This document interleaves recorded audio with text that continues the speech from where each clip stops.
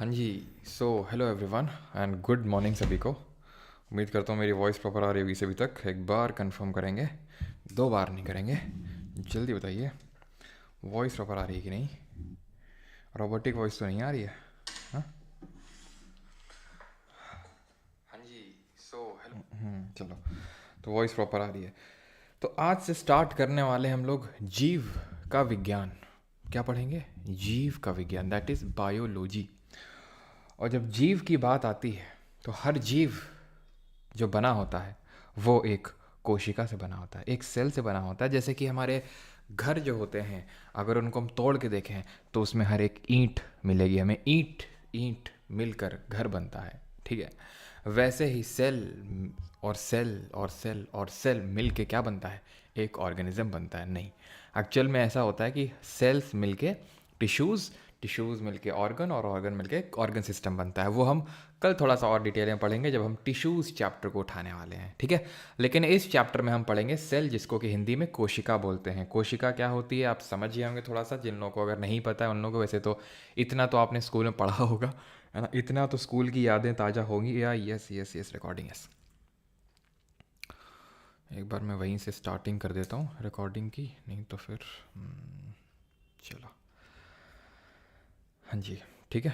तो cell, I hope इतना तो आप लोग समझ ही होगे। हाँ, सीमेंट भी होता है, अच्छा। हाँ, सीमेंट टीमेंट भी डालेंगे, सेल में डालेंगे, चिंता मत करो। तो सेल क्या होते? गाड़ी वाला इसी टाइम आता है बिल्कुल, है ना, कचड़ा वचड़ा लेके।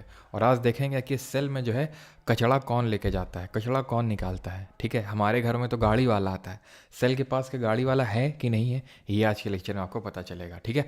तो सेल यानी कोशिका, ये एक, अगर हम बात करें तो एक ऐसी फंडामेंटल यूनिट है जिससे कि हमारे सारे ऑर्गेनिज्म बने हुए हैं, ठीक है। अब इसी स्लाइड में तो पूरा लेक्चर ख़त्म नहीं करना है, तो अगली स्लाइड में बढ़ लेते हैं। तो हम पढ़ने क्या वाले हैं आज के इस लेक्चर में, वो समझ लेते हैं पहले। तो हम सेल में उसके डेफिनेशन पढ़ेंगे, देन डिस्कवरी एंड देन उसकी सेल की थ्योरी, उसके पार्ट्स पढ़ेंगे। पार्ट में हम क्या क्या पढ़ेंगे? पार्ट में हम ये cell membrane, plasma membrane, cytoplasm, cell wall, nucleus, cell organelle पढ़ेंगे। देन उसके बाद सेल ऑर्गेनल में क्या पढ़ेंगे? ये सारी चीज़ें पढ़ेंगे, ठीक है। देन उसके बाद सेल डिवीजन पढ़ेंगे और हमारा फिर लेक्चर ख़त्म हो जाएगा। फिर घर जाएंगे अपने सभी लोग बस्ता उठा के, ठीक। तो अभी सेल डेफिनेशन स्टार्ट करते हैं। और ये जो यहाँ पर इसके पहले लगा रखा है ना, ये सब कुछ, ये काइंड ऑफ रिविजन के लिए, जब हम लास्ट में आएंगे तो काइंड ऑफ इससे हम रिविजन कर सकते हैं। या फिर आपको भी जब भी लगे कि यार रिवीजन करना है, ठीक है, तो दो तीन ये जो शुरू में स्लाइड लगी हुई है, ये आप काइंड ऑफ आपके लिए ऐसे हैं कि भाई आपने देखा पार्ट ऑफ सेल, ठीक है। सेल ऑर्गेनल, सेल ऑर्गेनल मैंने क्या क्या पढ़ा था, तो ये सारी चीज़ें पढ़ी थी। लाइजोसोम क्या था, एंडोप्लाज्म, मतलब इस तरह से भी मैं लास्ट में आपको बताऊंगा कैसे, है ना। खैर, तो स्टार्टिंग करते हैं, बिल्कुल स्टार्टिंग से, सेल की डेफिनेशन से। तो सेल की डेफिनेशन क्या है? तो सेल बिल्डिंग ब्लॉक है लाइफ का। जैसे कि बिल्डिंग ब्लॉक हमारे घर का ईंटा है, ठीक है, वैसे ही ये है सेल की मतलब सेल है बिल्डिंग ब्लॉक ऑफ लाइफ। यानी कि लाइफ इसके बिना पॉसिबल ही नहीं है। फंडामेंटल यूनिट है लाइफ की और स्ट्रक्चरल और फंक्शनल यूनिट है लाइफ की, ठीक है। सेल की डिस्कवरी किसने करी थी, खोज किसने करी थी? तो ये हमारे एक रॉबर्ट हुक जी करके थे। इन्होंने जो पेड़ की छाल होती है, ठीक है, जिसको कि हम कॉर्क भी बोलते हैं, क्या बोलते हैं? कॉर्क, ठीक है। तो कॉर्क जो होती है बार्क की छाल में, उसमें इन्होंने इस सेल की डिस्कवरी करी थी। जब इन्होंने अपना इसमें माइक्रोस्कोप लगाया तो इन्होंने देखा कि ये हनी कॉम्ब टाइप का जो स्ट्रक्चर है वो इनको यहाँ पे देखने को मिल रहा है। हनी कॉम्ब अपार्टमेंट, जैसे कि जो मधुमक्खियाँ अपना जो छत्ता बनाती है तो छत्ते में जो शहद डालती हैं कुछ इस तरह का, है ना, साइक्लोहेक्सेन टाइप का स्ट्रक्चर होता ही है। तो इस तरह का स्ट्रक्चर देखने को उनको मिला था। और यहीं से इन्होंने सेल्यूला टर्म दिया था, सेल्यूला, ठीक है। सेल्यूला का मतलब होता है रूम, ठीक है। लैटिन भाषा में सेल्यूला का मतलब होता है रूम। तो वहीं से ही सेल का नाम पड़ा, जो कि जब रॉबर्ट हुक जी ने डिस्कवरी करी थी तब इसका नामकरण किया था, सेल्यूला, ठीक है। अब बात करते हैं कि सेल की डिस्कवरी को आगे और किसने बढ़ाया, क्योंकि ये जो सेल की डिस्कवरी करी गई थी रॉबर्ट हुक जी के द्वारा, that was a dead cell, एक मृत कोशिका थी ये, ठीक है। सेल डिस्कवरी जो उन्होंने करी थी वो एक डेड सेल की थी, एक लिविंग सेल की नहीं थी। तो लिविंग सेल की डिस्कवरी किसने करी? तो लिविंग सेल यानी कि जो जीवंत कोशिका है उसकी खोज करी थी Antony van Leeuwenhoek in the year 1674। और इन्होंने कब करी थी? 1665 में। ये आई थिंक लिखा नहीं हुआ है और आपको ये याद करना है, ठीक है। सेल डिस्कवरी रॉबर्ट हुक ने कब करी थी? 1665 में, रटना है आपको ये चीज़। और 1674 में डिस्कवरी करते हैं Antonie van Leeuwenhoek. Free living cell की कहाँ पर? पॉन्ड वाटर में, जो तालाब का पानी था उसमें। न्यूक्लियस क्या होता है नहीं पता है तो हम आगे देखेंगे। उसकी डिस्कवरी रॉबर्ट ब्राउन ने करी थी और प्रोटोप्लाज्म की नामकरण किया था प्रोटोप्लाज्म का पुरकिंजे ने। अब न्यूक्लियस और प्रोटोप्लाज्म क्या होते हैं भी आप आगे समझेंगे। अब डिस्कवरीज थी तो भाई डिस्कवरी में लगे हाथ लिख दिया यहाँ पे, ठीक है। अब आते हैं सेल की थ्योरी किसने दी। तो सेल की थ्योरी है क्या? तो सेल की थ्योरी ये है, ये बोलती है कि जितने भी सारे प्लांट और एनिमल है, जितने भी ऑर्गेनिज्म है, सब सेल के बने हुए हैं। ये है सेल थ्योरी, यानी cell is the basic unit of life. ये बोल दिया था शेल्डन और स्वान ने इन द ईयर 1838, 1838 में, ठीक है। ये थ्योरी दी गई थी। और जब मैं तुम्हें हिस्ट्री पढ़ाऊंगा ना, तो जब ये ईयर्स आएंगे जैसे ये 1838 या फिर कुछ, तो मैं तुमसे पूछूंगा बायो में हमने क्या पढ़ा था इस तरह से, ठीक है। तो याद रखना इसको। और इस पर फर्दर काम किया रुडोल्फ वर्चोव ने। इन्होंने बोला, इन्होंने अपनी एक फेमस थ्योरी दी, ओमनिस सेलुला ए सेलुला, सेलुला ए सेलुला, ठीक है। तो ये इन्होंने थ्योरी दी थी 1855 में, जिसमें इन्होंने बोला था कि the new cells are formed, ठीक है, new cells are formed from the pre existing cell, ठीक है, प्री एग्जिस्टिंग सेल। यानी कि जो नई कोशिका बनती है वो जो पहले से कोशिका है उसी से बनती है। वो कैसे बनती है उसको सेल डिवीजन वगैरह बोलते हैं, वो सबसे आखिर में पढ़ेंगे लास्ट में, ठीक है। तो शेल्डन और स्वान ने सबसे पहले 1838 में दी थ्योरी, और उन्होंने बोला कि सब कुछ जो है, जितने भी ऑर्गेनिज्म है, सब सेल के बने हुए हैं, बेसिक सी, 1838 में। देन इसको फर्दर इम्प्रोवाइजेशन का काम करते हैं वर्चोव जी, रुडोल्फ वर्चोव। इन्होंने कौन सी थ्योरी दी? सेलुला ए सेलुला। तो new cells are formed from the pre existing cell, ये इन्होंने बोला। अब ये थोड़ा सा बेसिक्स होते हैं कि सबसे बड़ी कोशिका कौन सी है, सबसे बड़ी सेल कौन सी, सबसे छोटी कौन सी है, और इस तरह की चीज़ें, ठीक है। तो अगर हम बात करें लार्जेस्ट सेल की, तो सबसे बड़ी जो हमारी कोशिका होती है वो होती है ऑस्ट्रिच, यानी शुतुरमुर्ग का अंडा, ठीक है। ऑस्ट्रिच का जो एग होता है, it is the largest cell. Smallest cell कौन सी होती है? तो स्मॉलेस्ट होती है आपकी माइकोप्लाज्मा। एक बैक्टीरिया होता है माइकोप्लाज्मा गैलेक्टम करके उसका पूरा नाम होता है, लेकिन इन शॉर्ट आपको माइकोप्लाज्मा याद रखना है। ये क्या होता है? एक तरह का बैक्टीरिया होता है। तो सबसे छोटी कोशिका माइकोप्लाज्मा की होती है। जैसे ऑस्ट्रिच का जो एग होता है, अंडा होता है, वो सिर्फ एक सेल होता है, तभी तो सबसे बड़ा है। वो सिर्फ एक सेल होता है जो ऑस्ट्रिच का एग होता है ना। और लार्जेस्ट सेल, अब ह्यूमंस में बात करें लार्जेस्ट और स्मॉलेस्ट, तो ह्यूमंस में सबसे बड़ी होती है ओवम। जो शुक्राणु होता है फीमेल्स में, फीमेल का जो सेक्स सेल होता है वो ओवम होता है, वो सबसे बड़ा होता है। और स्मॉलेस्ट सेल कौन सा होता है? ये स्पर्म होता है, जो कि शुक्राणु कहलाता है, जो कि मेल सेक्स सेल होता है। सोचो, अगर लार्जेस्ट सेल है ह्यूमंस में ओवम, तो ये मेल में तो होगा नहीं, और स्मॉलेस्ट सेल है स्पर्म, ये फीमेल्स में नहीं होगा। तो फिर फीमेल्स में सबसे स्मॉलेस्ट क्या होगा और मेल में सबसे लार्जेस्ट क्या होगा? ये जल्दी से गेस करके बताइए क्या होगा। तो ध्यान रखिएगा यहाँ पे कि जो लार्जेस्ट सेल होती है ह्यूमंस में, अगर हम बात करें मेल में, ठीक है, क्योंकि ये तो फीमेल में होती है, तो मेल में हो जाएगी, मेल में लार्जेस्ट हो जाएगी न्यूरॉन। और न्यूरॉन ध्यान रखना भाई, ये न्यूरॉन तो कॉमन होता है, ये मेल और फीमेल दोनों में होता है, ठीक है। और ये लॉन्गेस्ट सेल भी होती है। न्यूरॉन के बारे में अभी नहीं पढ़ा रहा हूँ, कल के लेक्चर में होपफुली हम लोग पढ़ेंगे, जब न्यूरॉन का पूरा स्ट्रक्चर वहाँ पे देखेंगे, पूरा स्ट्रक्चर समझेंगे। तो न्यूरॉन सबसे लंबा होता है सेल, और ये थोड़ा सा इलोंगेटेड शेप का होता है, खिंचा हुआ होता है। और फीमेल में सबसे शॉर्टेस्ट कौन सा होता है? फीमेल में शॉर्टेस्ट, क्योंकि उनके पास स्पर्म तो होता नहीं फीमेल के पास, तो उनका शॉर्टेस्ट होता है आरबीसीज, रेड ब्लड सेल्स जो होती हैं, ठीक है। तो वो सबसे शॉर्टेस्ट होती हैं। मूविंग फॉरवर्ड, अब पार्ट्स ऑफ सेल पढ़ने वाले हैं। तो पार्ट्स ऑफ सेल में क्या पढ़ेंगे? आई थिंक यहाँ तक सभी को क्लियर होगा, एक बार कंफर्म कर देंगे, किसी को यहाँ तक कोई डाउट तो नहीं है। पार्ट्स ऑफ सेल में हम अब पढ़ने वाले हैं सबसे पहले cell membrane. Yes, it is the longest. Female में डिम्बाणु होता, डिम्बाणु क्या होता है भैया? ये डिम्बाणु तो पहली बार सुनना है, ये डिम्बाणु तो ये लॉन्गेस्ट होता है न्यूरॉन, ठीक है। तो पार्ट्स ऑफ सेल में आते हैं, सेल मेम्ब्रेन सबसे पहले पढ़ते हैं। इसी को ही प्लाज्मा मेम्ब्रेन भी बोलते हैं। सेल मेम्ब्रेन प्लाज्मा मेम्ब्रेन कुछ अलग नहीं होता है। ये क्या होता है? ये सबसे सेल का जो सबसे आउटर मोस्ट कवरिंग लेयर होती है उसको हम बोलते हैं सेल मेम्ब्रेन। लेकिन हर सेल में ये आउटर मोस्ट नहीं होती है, ठीक है। तो क्या होती है वो भी हम देखेंगे। लेकिन मोस्ट ऑफ दी सेल्स में, जैसे हमारी ह्यूमंस की सेल है, ठीक है, तो उसकी जो सबसे आउटर मोस्ट लेयर होगी, जो झिल्ली होगी, उसको सेल मेम्ब्रेन बोलेंगे। ये जो कंटेंट ऑफ द सेल होते हैं उनको होल्ड करके रखता है भाई। जैसे कि ये कोशिका है, कहाँ गया, ठीक है, ये हमारी सेल है, ये सेल है, ठीक है। तो ये जो लेयर आप एकदम आउटर मोस्ट देखेंगे इसको हम बोलेंगे क्या, सेल मेम्ब्रेन। समझ में आया अब सेल मेम्ब्रेन क्या है, कोशिका झिल्ली क्या है। तो जो जो एकदम सबसे आउटर मोस्ट लेयर है इसी को प्लाज्मा मेम्ब्रेन ही बोलते हैं, ठीक है। तो ये थिन होती, बहुत पतली होती, इलास्टिक होती है, ऐसा नहीं कि रिजिड है एकदम और थोड़ा सा दब नहीं रही है, खींच नहीं रही है, क्योंकि इसको दबना और खींचना पड़ेगा। क्यों पड़ेगा वो भी अभी समझेंगे आप। लिविंग होती है नेचर में, आउटर मोस्ट कवरिंग होती है तो देख लिया, और एक डेफिनेट शेप प्रोवाइड करती है सेल को, है ना। अब जिस भी शेप में मुड़ जाएगी वैसा ही शेप हो जाएगा सेल का, इतनी चीज़ क्लियर है, ठीक। अब ये जो होती है, it facilitates the movement of some material, because Hindi में भी लिखा हुआ है, पढ़ते रहेंगे हिंदी मीडियम वाले स्टूडेंट्स यहाँ पर चीज़ों को। Facilitates the movement of some material because it is selectively permeable membrane. अब ये क्या होता है, फुल्ली परमिएबल नहीं होता। दो तरह की मेम्ब्रेन हो सकती हैं, झिल्ली हो सकती है। फुल्ली परमिएबल का मतलब होता है कि वो सबको अलाउ कर रहा है, आ जाओ तुम भी आ जाओ, सबको ही आ जाओ, घुस जाओ आके अंदर। सेलेक्टिवली परमिएबल का मतलब है कि वो सेलेक्टिवली चीज़ों को kind of body guard type act करता है। वो बॉडी गार्ड टाइप की सबको अंदर नहीं आने देगा, सिर्फ कुछ लोगों को अंदर आने देगा, कुछ लोग को अलाउ करेगा अंदर जाने के लिए। तो इसीलिए बोलते हैं सेलेक्टिवली परमिएबल है, या फिर सेमी परमिएबल भी इसी को बोल देते हैं। Is that clear? Now it is composed of organic molecule. ये किससे बना होता है जो सेल मेम्ब्रेन होता है? तो ये दो चीज़ों से मिलकर बना होता है। वो दो चीज़ें क्या हैं? प्रोटीन और लिपिड्स।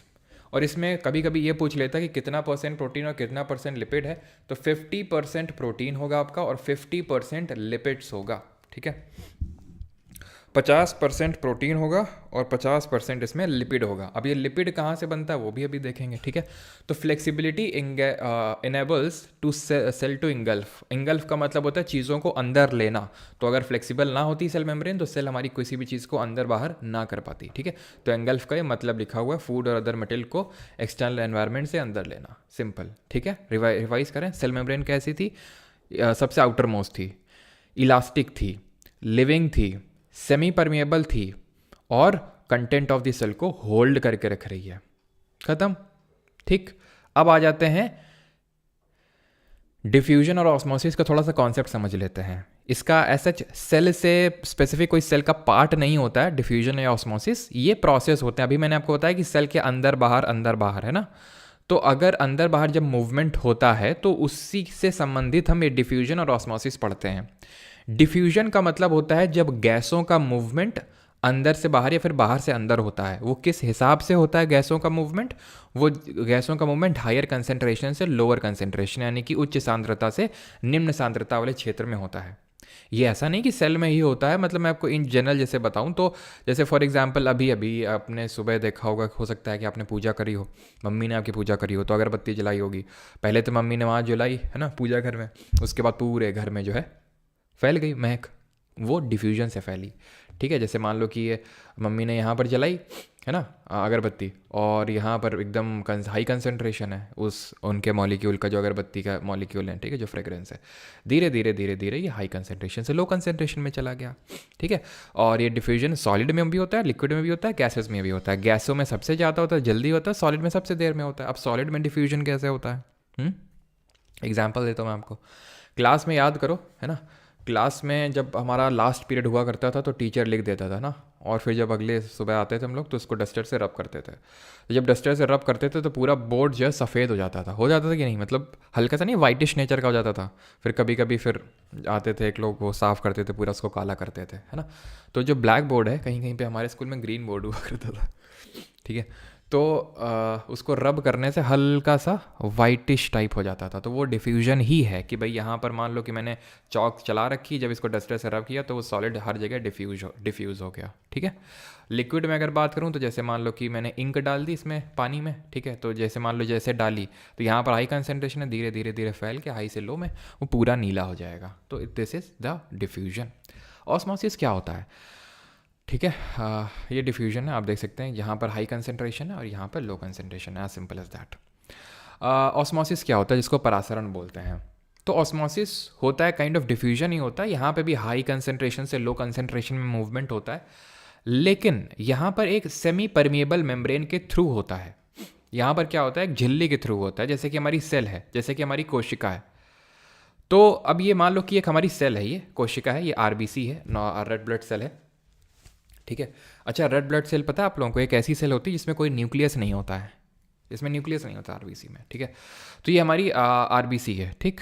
अब आरबीसी में क्या होता है कि आरबीसी को हमने डाल दिया एक ऐसे सोल्यूशन में, ठीक है, जहाँ पर कंसंट्रेशन अंदर भी उतना ही है जितना बाहर है, तो कोई भी मूवमेंट किसी भी तरह का नहीं होगा, और इस तरह के सोल्यूशन को हम बोलते हैं आइसोटोनिक सोल्यूशन। लेकिन मान लेते हैं हमने एक ऐसे सोल्यूशन में डाल दिया आरबीसी को जहाँ पर क्या है, बाहर हाई कंसंट्रेशन है और अंदर लो कंसंट्रेशन है।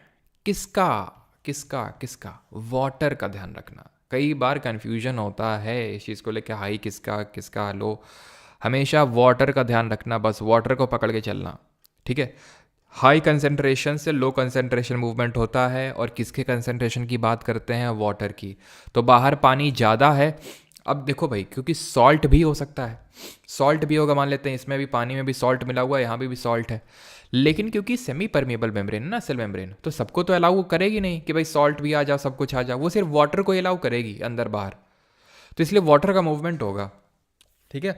वाटर को ही अलाउ करेगी क्योंकि वो सेमी परमेबल है, सबको थोड़ी ना अलाउ कर देगी कि सॉल्ट वॉल्ट सब आ जाओ, घुसे चले आओ, नहीं, ठीक है। तो हाई कंसंट्रेशन से लो कंसंट्रेशन मूवमेंट होगा, तो ये मूवमेंट कुछ इस तरह से होगा अंदर की तरफ, और जब अंदर की तरफ मूवमेंट होगा तो ये जो सेल है ना आरबीसी, कोई भी सेल हो, ये फूल जाएगी, बड़ी हो जाएगी, स्वॉलो हो जाएगी, यानी कि फूल जाएगी। तो इसको, इस तरह के सोल्यूशन को बोलते हैं हाइपोटोनिक सोल्यूशन। हाइपरटोनिक सोल्यूशन क्या होता है? हाइपो का उल्टा, अंदर हाई कंसंट्रेशन होगा, बाहर लो कंसंट्रेशन होगा, किसका? वाटर का। जब मूवमेंट हो जाएगा तो सिंपल क्या होगा आपका, उस एकदम मतलब सिकुड़ जाएगी, श्रंक हो जाएगी। जैसे फॉर एग्जांपल किशमिश आप डालो पानी में, फूल जाती है, क्यों? क्योंकि हाई कंसंट्रेशन है पानी का बाहर, तो पानी बाहर से अंदर की तरफ चला गया, वो फूल गया। और जहाँ पे मतलब सिकुड़ जाती है, इस तरह के सोल्यूशन को बोलते हैं हाइपरटोनिक सोल्यूशन। याद कैसे रखेंगे? ऐसे नहीं याद रखेंगे हाइपर हो गया तो मैं फूली, नहीं, इसको ऐसे याद रखेंगे, हाइप ओ टो ओ आ रहा है, ठीक है, और ओ थोड़ा फूला हुआ टाइप लगता है। ओ को हम ऐसे तो बनाते नहीं हैं, ओ को ऐसे बनाते हैं, गोल गोल फूला हुआ, तो फूल जाएगा सेल जब हम हाइपोटोनिक सोल्यूशन में डालेंगे। और आइसोटोनिक में कोई मूवमेंट नहीं होगा, हाइपोटोनिक में बाहर से अंदर की तरफ मूवमेंट, हाइपर में अंदर से बाहर की तरफ मूवमेंट, किसका? वाटर का। आइसोटोनिक में समान रहेगा हमेशा, always you have to check the concentration of water, ठीक है। तो ये होता है ऑस्मोसिस। डिफ्यूजन, गैस डिफ्यूजन क्या होता है? Without any kind of semi permeable membrane, जब हाई से लो में मूवमेंट होता है। ऑस्मोसिस में क्या हो रहा है? मूवमेंट हो रहा है through a semi permeable membrane, और इसमें किसी तरह की एनर्जी की रिक्वायरमेंट नहीं होती। और अगर एनर्जी की रिक्वायरमेंट हो, पता है, हम लो से हाई में भी मूवमेंट करवा सकते हैं, उसको बोलते हैं क्या? उसको बोलते हैं एक्टिव ऑस्मोसिस, उसको बोलते हैं एक्टिव ऑस्मोसिस। जब हम लो से हाई में भी एनर्जी दे के मूवमेंट करवा देते हैं, जैसे कि जिसको हम रिवर्स ऑस्मोसिस बोलते हैं। तभी तो वो जो आपका लगा रहता है आरओ, घर में जो आरओ लगा रहता है, उसको आरओ का मतलब क्या है? रिवर्स ऑस्मोसिस ही होता है। तो उसमें ज़रूरत होती है ना एनर्जी देने की, तो वो लो से तभी हाई में मूवमेंट हो पाता है, उसी को बोलते हैं एक्टिव ऑस्मोसिस, ठीक है। तब तक प्रोसेस चलता रहता है जब तक इक्विलिब्रियम नहीं हो जाता, जब तक आइसोटोनिक वाली कंडीशन नहीं आ जाती है कि दोनों में अंदर बाहर सेम कंसंट्रेशन हो। अब आ जाते हैं अगले पार्ट में सेल के, and that is cell wall, कोशिका भित्ति। कोशिका भित्ति सेल मेम्ब्रेन और सेल वॉल पे आ गए अभी हम। सेल वॉल जो है हर सेल में नहीं पाई जाती है। जो सेल वॉल होती है कोशिका भित्ति, हर एक कोशिका में नहीं पाई जाती है। ये जो हमारे पादप कोशिका होती हैं, यानी कि जो हमारे प्लांट की सेल होती है, ठीक है, बैक्टीरिया की सेल होती है, फंगस की सेल होती है, और एल्गे की जो सेल होती है, इनमें पाया जाता है हमारा सेल वॉल। और सेल वॉल जो है, अभी हमने देखा था ये सेल थी, इस तरह से पीछे देखा था ये सेल मेम्ब्रेन थी। सेल वॉल क्या है? सेल मेम्ब्रेन के बाहर एक काइंड ऑफ एक्स्ट्रा एक आप बोल सकते हैं कि कवरिंग होती है। सेल मेम्ब्रेन के बाहर सेल वॉल एक एक्स्ट्रा कवरिंग है, जो प्लांट की सेल में, बैक्टीरिया की सेल में, फंगस की सेल में और एल्गे यानी शैवाल की सेल में देखने को मिलता है। ये नॉन लिविंग होती है, वो कैसी थी? लिविंग थी। ये फ्रीली परमिएबल है, वो कैसी थी? सेमी परमिएबल, यानी सबको अलाउ करती है ये। अब क्योंकि ये बाहर है, सेल मेम्ब्रेन अंदर है, ये सेल मेम्ब्रेन के बाहर है, तो इस सेल मेम्ब्रेन यहाँ नहीं, अब यहाँ पर सेल वॉल शेप प्रोवाइड करेगी इन टाइप ऑफ सेल में जहाँ सेल वॉल होगी, ठीक है, ये स्ट्रेंथ प्रोवाइड करता है, रिजिडिटी वगैरह प्रोवाइड करता है। और किसका बना होता है? सेल मेम्ब्रेन किसका बना था? रिकॉल करो जल्दी से, अभी थोड़ी देर पहले देखा था। तो ये डिपेंड करता है कि आप किस सेल की बात कर रहे हैं। प्लांट सेल की बात कर रहे हैं तो अलग चीज़ का बना होगा, बैक्टीरिया सेल की बात कर रहे हैं तो अलग सेल अलग तरह का मटेरियल का बना होगा, फंगस की बात कर रहे हैं अलग तरह का बना होगा। तो जब प्लांट की बात करते हैं तो ये सेल्यूलोज का बना होता है, जो सेल वॉल है। बैक्टीरिया की बात करते हैं तो ये बना होता है पेप्टिन, या फिर ये इन शॉर्ट हमने पेप्टिन बोल दिया, लेकिन वैसे पेप्टिडोग्लाइकन भी बोलते हैं, पेप्टिडोग्लाइकन। अब ध्यान रखना ग्लाइकोकैलिक्स नहीं होगा इसमें। जो ग्लाइकोकैलिक्स होता है वो एक कवरिंग होती है, जो सेल पूरी होती है उसकी कवरिंग होती है ग्लाइकोकैलिक्स। ठीक है, तो ग्लाइकोकैलिक्स ये कवरिंग होती है, ये एक काइंड ऑफ स्लाइम लेयर है। ठीक है, ये क्या है? ये कवरिंग है ऑफ सेल।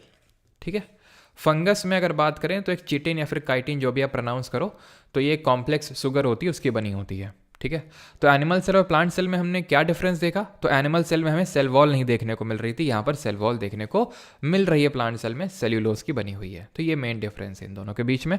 और इक्का दुक्का माइनर और डिफरेंस है, जैसे कि वैक्यूल को लेकर, लेकिन हम आगे देखेंगे भी। ठीक है, तो एनिमल सेल प्लांट सेल में एक डिफरेंस हमने पकड़ा, एंड दैट इज कि एनिमल सेल में सेल वॉल नहीं होती है और प्लांट सेल में सेल वॉल होती है। अब प्लांट क्या होते हैं? प्लांट होते हैं बेचारे, उनको कोई भी कुल्हाड़ी उड़ाड़ी लेके मार के चला जाता है, तो इसलिए उनको एक्स्ट्रा प्रोटेक्शन रखना है। इस तरह से याद कर लो अगर नहीं याद होता है। हम तो अपनी प्रोटेक्शन हाथों से कर सकते हैं, लेकिन बेचारे प्लांट नहीं कर सकते, तो इसलिए भगवान ने उनको एक्स्ट्रा एक वॉल दी है। ठीक है, सेल मेम्ब्रेन और सेल वॉल के बीच में डिफरेंस है, रिवीजन के लिए जब ठीक है देखना चाहें वो तो हमने देख ही लिया है ऑलराइट, हिंदी में ये। अब आते हैं पार्ट्स ऑफ सेल का। हमने पहला देखा सेल मेम्ब्रेन, फिर दूसरा देखा सेल वॉल, तीसरा देख रहे हैं न्यूक्लियस। न्यूक्लियस को बोलते हैं हिंदी में नाभिक। नाभिक का मतलब होता है जो सबसे अंदर प्रेजेंट होता है। ठीक है, जो सबसे अंदर आपका प्रेजेंट होगा। सर आपने शायद उल्टा बता दिया, या फिर डायग्राम उल्टा है। हाइपरटोनिक में सोल्यूशन ज़्यादा कंसनट्रेटेड दिया हुआ है।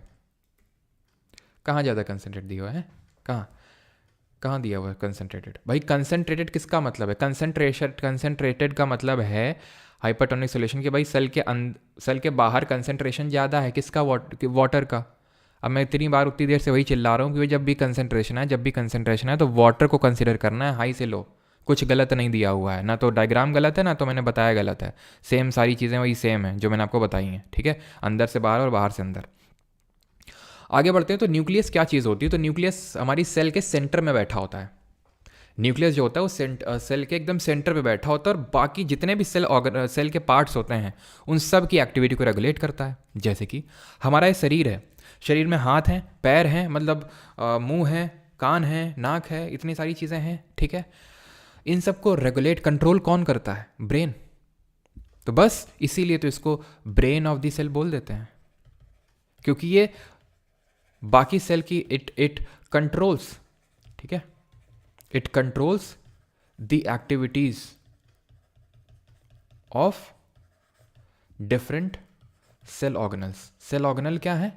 कोशिकांग बोलते हैं सेल ऑर्गेनल को, भी देखेंगे। ठीक है, ठीक है, तो उनकी एक्टिविटी को कंट्रोल करना, तो वो इसका काम होता है। लार्ज होता है साइज में, सेंट्रली लोकेटेड होता है, और ये सब लार्जेस्ट सेल स्ट्रक्चर होता है। बस ये थोड़ा सा बेसिक चीज़ें ध्यान रखना है। और इसकी डिस्कवरी किसने करी थी? जल्दी से कमेंट बताएंगे। पीछे हम लोगों ने सबसे पहले देखा था जहाँ पर रॉबर्ट हुक और एंटनी वॉन लीवेनहॉक के बारे में देखा, तो इसकी डिस्कवरी किसने करी थी? भूरे जी ने करी थी, रॉबर्ट ब्राउन।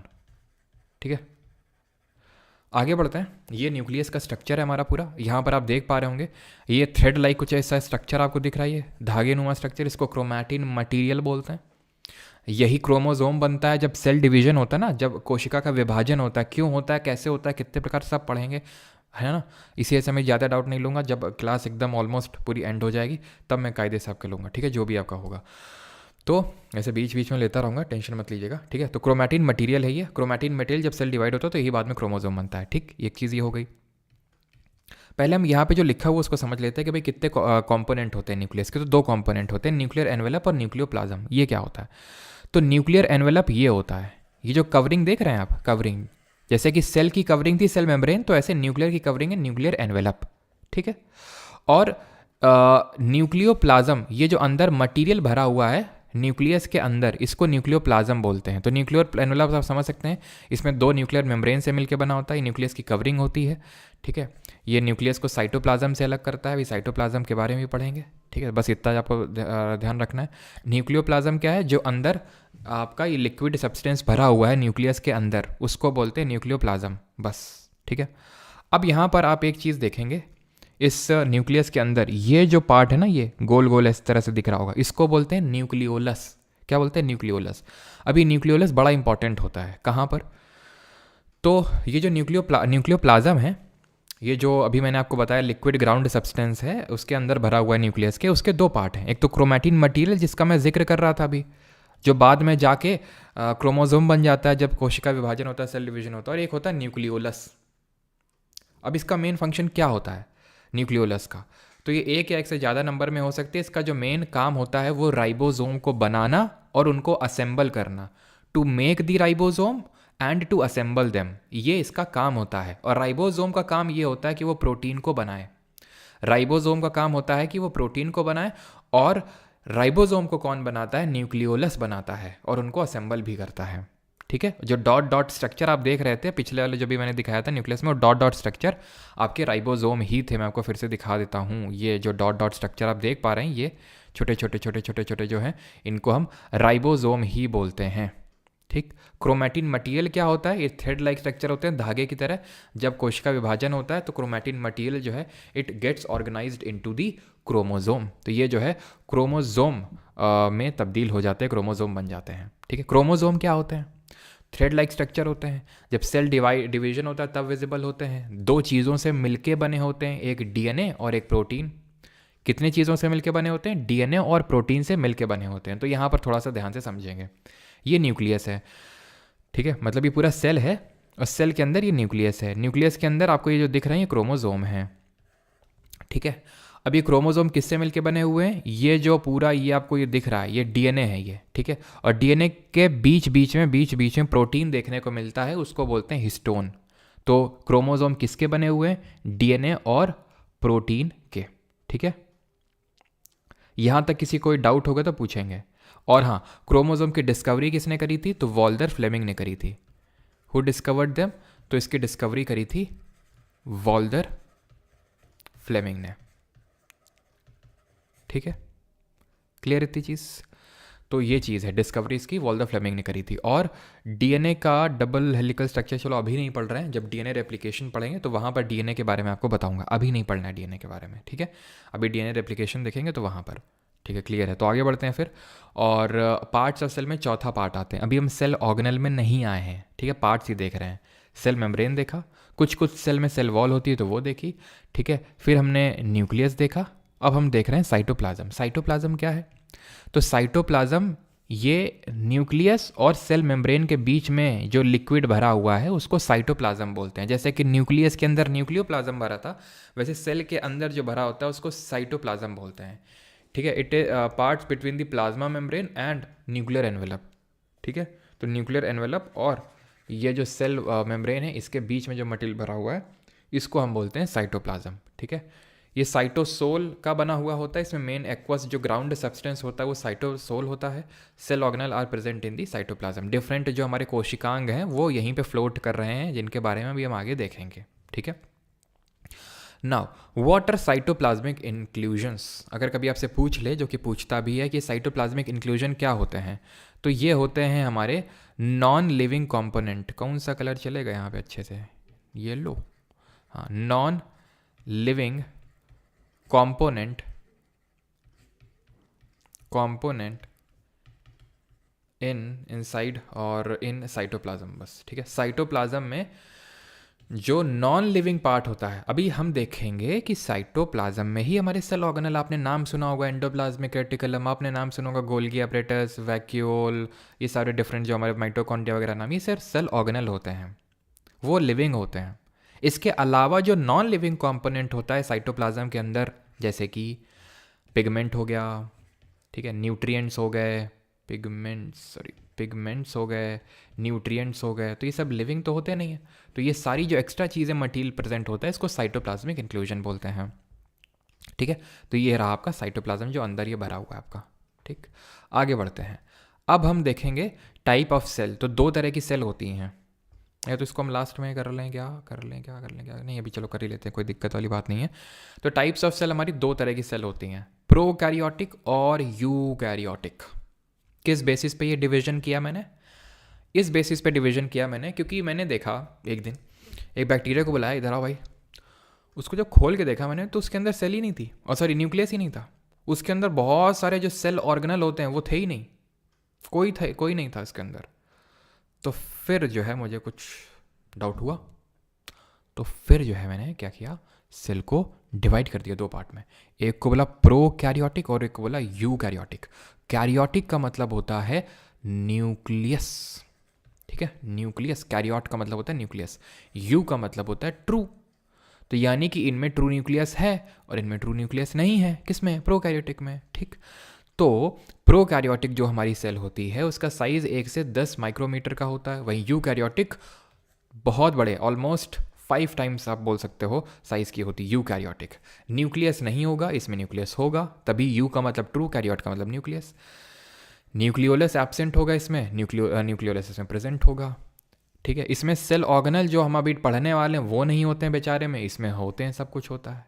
इसमें सिंगल क्रोमोसोम, इसमें मोर देन वन क्रोमोसोम। अब जो प्रोकैरियोटिक सेल है वो कुछ इस तरह की दिखती है। यहाँ पर तुम देख पा रहे हो कि न्यूक्लियस ऐसे न्यूक्लियर मेम्ब्रेन रहता है, यहाँ पे थ्रेड लाइक जो स्ट्रक्चर है ऐसा फैला हुआ है, कोई कवरिंग अवरिंग है ही नहीं, कोई कवरिंग अवरिंग है ही नहीं। तो इस कवरिंग अवरिंग जहाँ नहीं है इसको बोलते हैं अनडिफाइंड न्यूक्लियर रीजन। क्योंकि भाई डिफिनीशन कब आएगी? डेफिनेशन तो तब आएगी ना जब इसमें एक बढ़िया सा एक मेम्ब्रेन होगी, डेफिनेशन है ही नहीं प्रॉपर इसमें तो अभी। तो भैया इसको बोलेंगे अनडिफाइंड न्यूक्लियर रीजन, ठीक है, अनडिफाइंड न्यूक्लियर रीजन। और इसको क्या बोलते हैं इस अनडिफाइंड न्यूक्लियर रीजन को? इसको हम बोलते हैं न्यूक्लियोइड। न्यूक्लियोइड बोलते हैं इस अनडिफाइंड न्यूक्लियर रीजन जहां पर सब फैला हुआ है, न्यूक्लियस कम मटेरियल सब इधर उधर फैला हुआ है, ठीक। इसमें क्या सेल ऑर्गेनल देखने को मिल रहे हैं? नहीं मिल रहे हैं। अच्छा, क्या कॉमन चीज़ें मिल रही हैं आपको?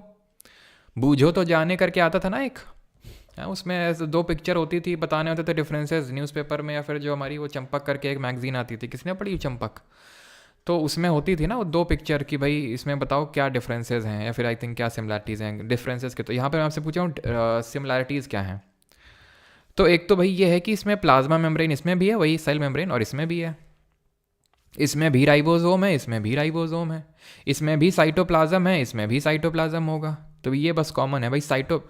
खुद ही सोचो यार, अगर ये सेल है तो सेल मेम्ब्रेन तो होगी ही, और सेल है तो साइटोप्लाज्म तो होगा ही, ठीक है। चाहे ये ले लो चाहे ये तो दोनों कॉमन चीज़ें हैं, मतलब ये तो होगा ही होगा, ये तो होना ही पड़ेगा। बस राइबोसोम ध्यान रखना कि प्रोकैरियोटिक में भी होता है और यूकैरियोटिक में, बाकी सब कुछ एब्सेंट होता है प्रोकैरियोटिक में। प्रो है ना ये। और प्रोकैरियोटिक एग्जाम्पल क्या है? प्रोकैरियोटिक एग्जाम्पल हैं बैक्टीरिया लोग। ये जो बैक्टीरिया लोग होते हैं सब में, चाहे जितने तरह के बैक्टीरिया हों, इनमें प्रोकैरियोटिक सेल ही होती है, ठीक है, क्योंकि इनकी सेल उतनी अभी डेवलप नहीं हुई है, वेल डेवलप्ड नहीं है। अब तुम एक चीज़ देख पा रहे होगे, ये बैक्टीरिया में पूंछ निकली हुई है, पूंछ निकली हुई कि नहीं, बंदर जैसी है ना, वो जो हमारे एक वो काले मुंह के बंदर होते हैं, तो उसकी तरह निकली हुई है। और इसको बोलते हैं फ्लैगेलम। क्या बोलते हैं? फ्लैगेलम। ये अपेंडेज होता है। अपेंडेज क्या होते हैं? अपेंडेज जैसे हमारे पास पैर हैं चलने के लिए, तो इनको चलने के लिए फ्लैगेलम है। तो इस फ्लैगेलम से भी क्वेश्चन बनता है कि फ्लैगेलम के कितने पार्ट होते हैं। तो ध्यान रखना, जो बैक्टीरिया फ्लैगेलम या फिर फ्लैगेला जो होता है, ठीक है, बैक्टीरिया का जो फ्लैगेलम होता है, जो इसको चलने में यानी कि इसके मूवमेंट में हेल्प करता है, ठीक है, helps in the movement of bacteria, ये 3 पार्ट्स में डिवाइडेड होता है। आपको पिक्चर में ज़्यादा लोड नहीं लेना, P ring, M S ring, L ring, कुछ नहीं कुछ नहीं, बस याद रखो 3 पार्ट हो। 3 पार्ट कौन से हैं? एक है बेजल बॉडी, ठीक है, क्या है? बेजल बॉडी है, यहाँ पर आप देख पा रहे होंगे जो पूरी बॉडी है इसको बेजल बॉडी बोलते हैं, ठीक है। दूसरा होता है हुक, और तीसरा होता है फिलामेंट। तीसरा होता है फिलामेंट। ये जो देख पा रहे हो फिलामेंट है, और बेसल बॉडी को फिलामेंट से जोड़ के रखा हुआ है हुक ने। तो 3 पार्ट्स होते हैं, ये ध्यान रखना है घुमा फिरा के। अब हम आएंगे सेल ऑर्गेनल में, जो आप सुनते रहते हैं एंडोप्लाज्मिक रेटिकुलम, ये वो फलाना ढिमका, वो सब अब हम देखने वाले हैं, ठीक है। बुक में ये सब डायग्राम दिख नहीं रहा है, देखो देखो ढंग से देखो, ठीक है। हाँ, तो हुक फिलामेंट, यस। चलो, तो अभी आते हैं सेल ऑर्गेनल पे एक सेकेंड। तो सेल ऑर्गेनल क्या होते हैं? मेम्ब्रेन बाउंड ऑर्गेनल होते हैं। इनमें मेम्ब्रेन होती है काफ़ी सारों में, कुछ में नहीं होती है, अभी देखेंगे किस में नहीं होती है। ये क्या होते हैं? बस घुमा फिरा के तुमको ये सब याद नहीं करना है। मेन जैसे कि हमारे अभी में बताया ना, बॉडी होती है, शरीर होता है, हाथ है, पैर हैं, मुंह है, कान है, नाक है, सबका कुछ ना कुछ काम है। वैसे ही सेल में माइटोकॉन्ड्रिया है, एंडोप्लाज्मिक रेटिकुलम है, गोल्गी अपैरेटस है, वैक्यूल है, पेरोक्सिसोम है, इन सब का कुछ काम है। क्या काम है वो हमें पढ़ना है। तो सबसे पहला वैक्यूल, इनको रिक्तियाँ बोलते हैं। ठीक है, तो वैक्यूल की बात करें तो ये मेम्ब्रेन बाउंड होते हैं, ये झिल्ली होती है, इसमें सॉलिड और लिक्विड फिल्ड होते हैं, स्टोरेज एंड सैक लाइक होते हैं। इनका मेन काम क्या होता है वो तो यहाँ पर लिखा ही नहीं हुआ है। ठीक है, तो इनका मेन काम जो होता है यहाँ पे मैं लिख देता हूँ,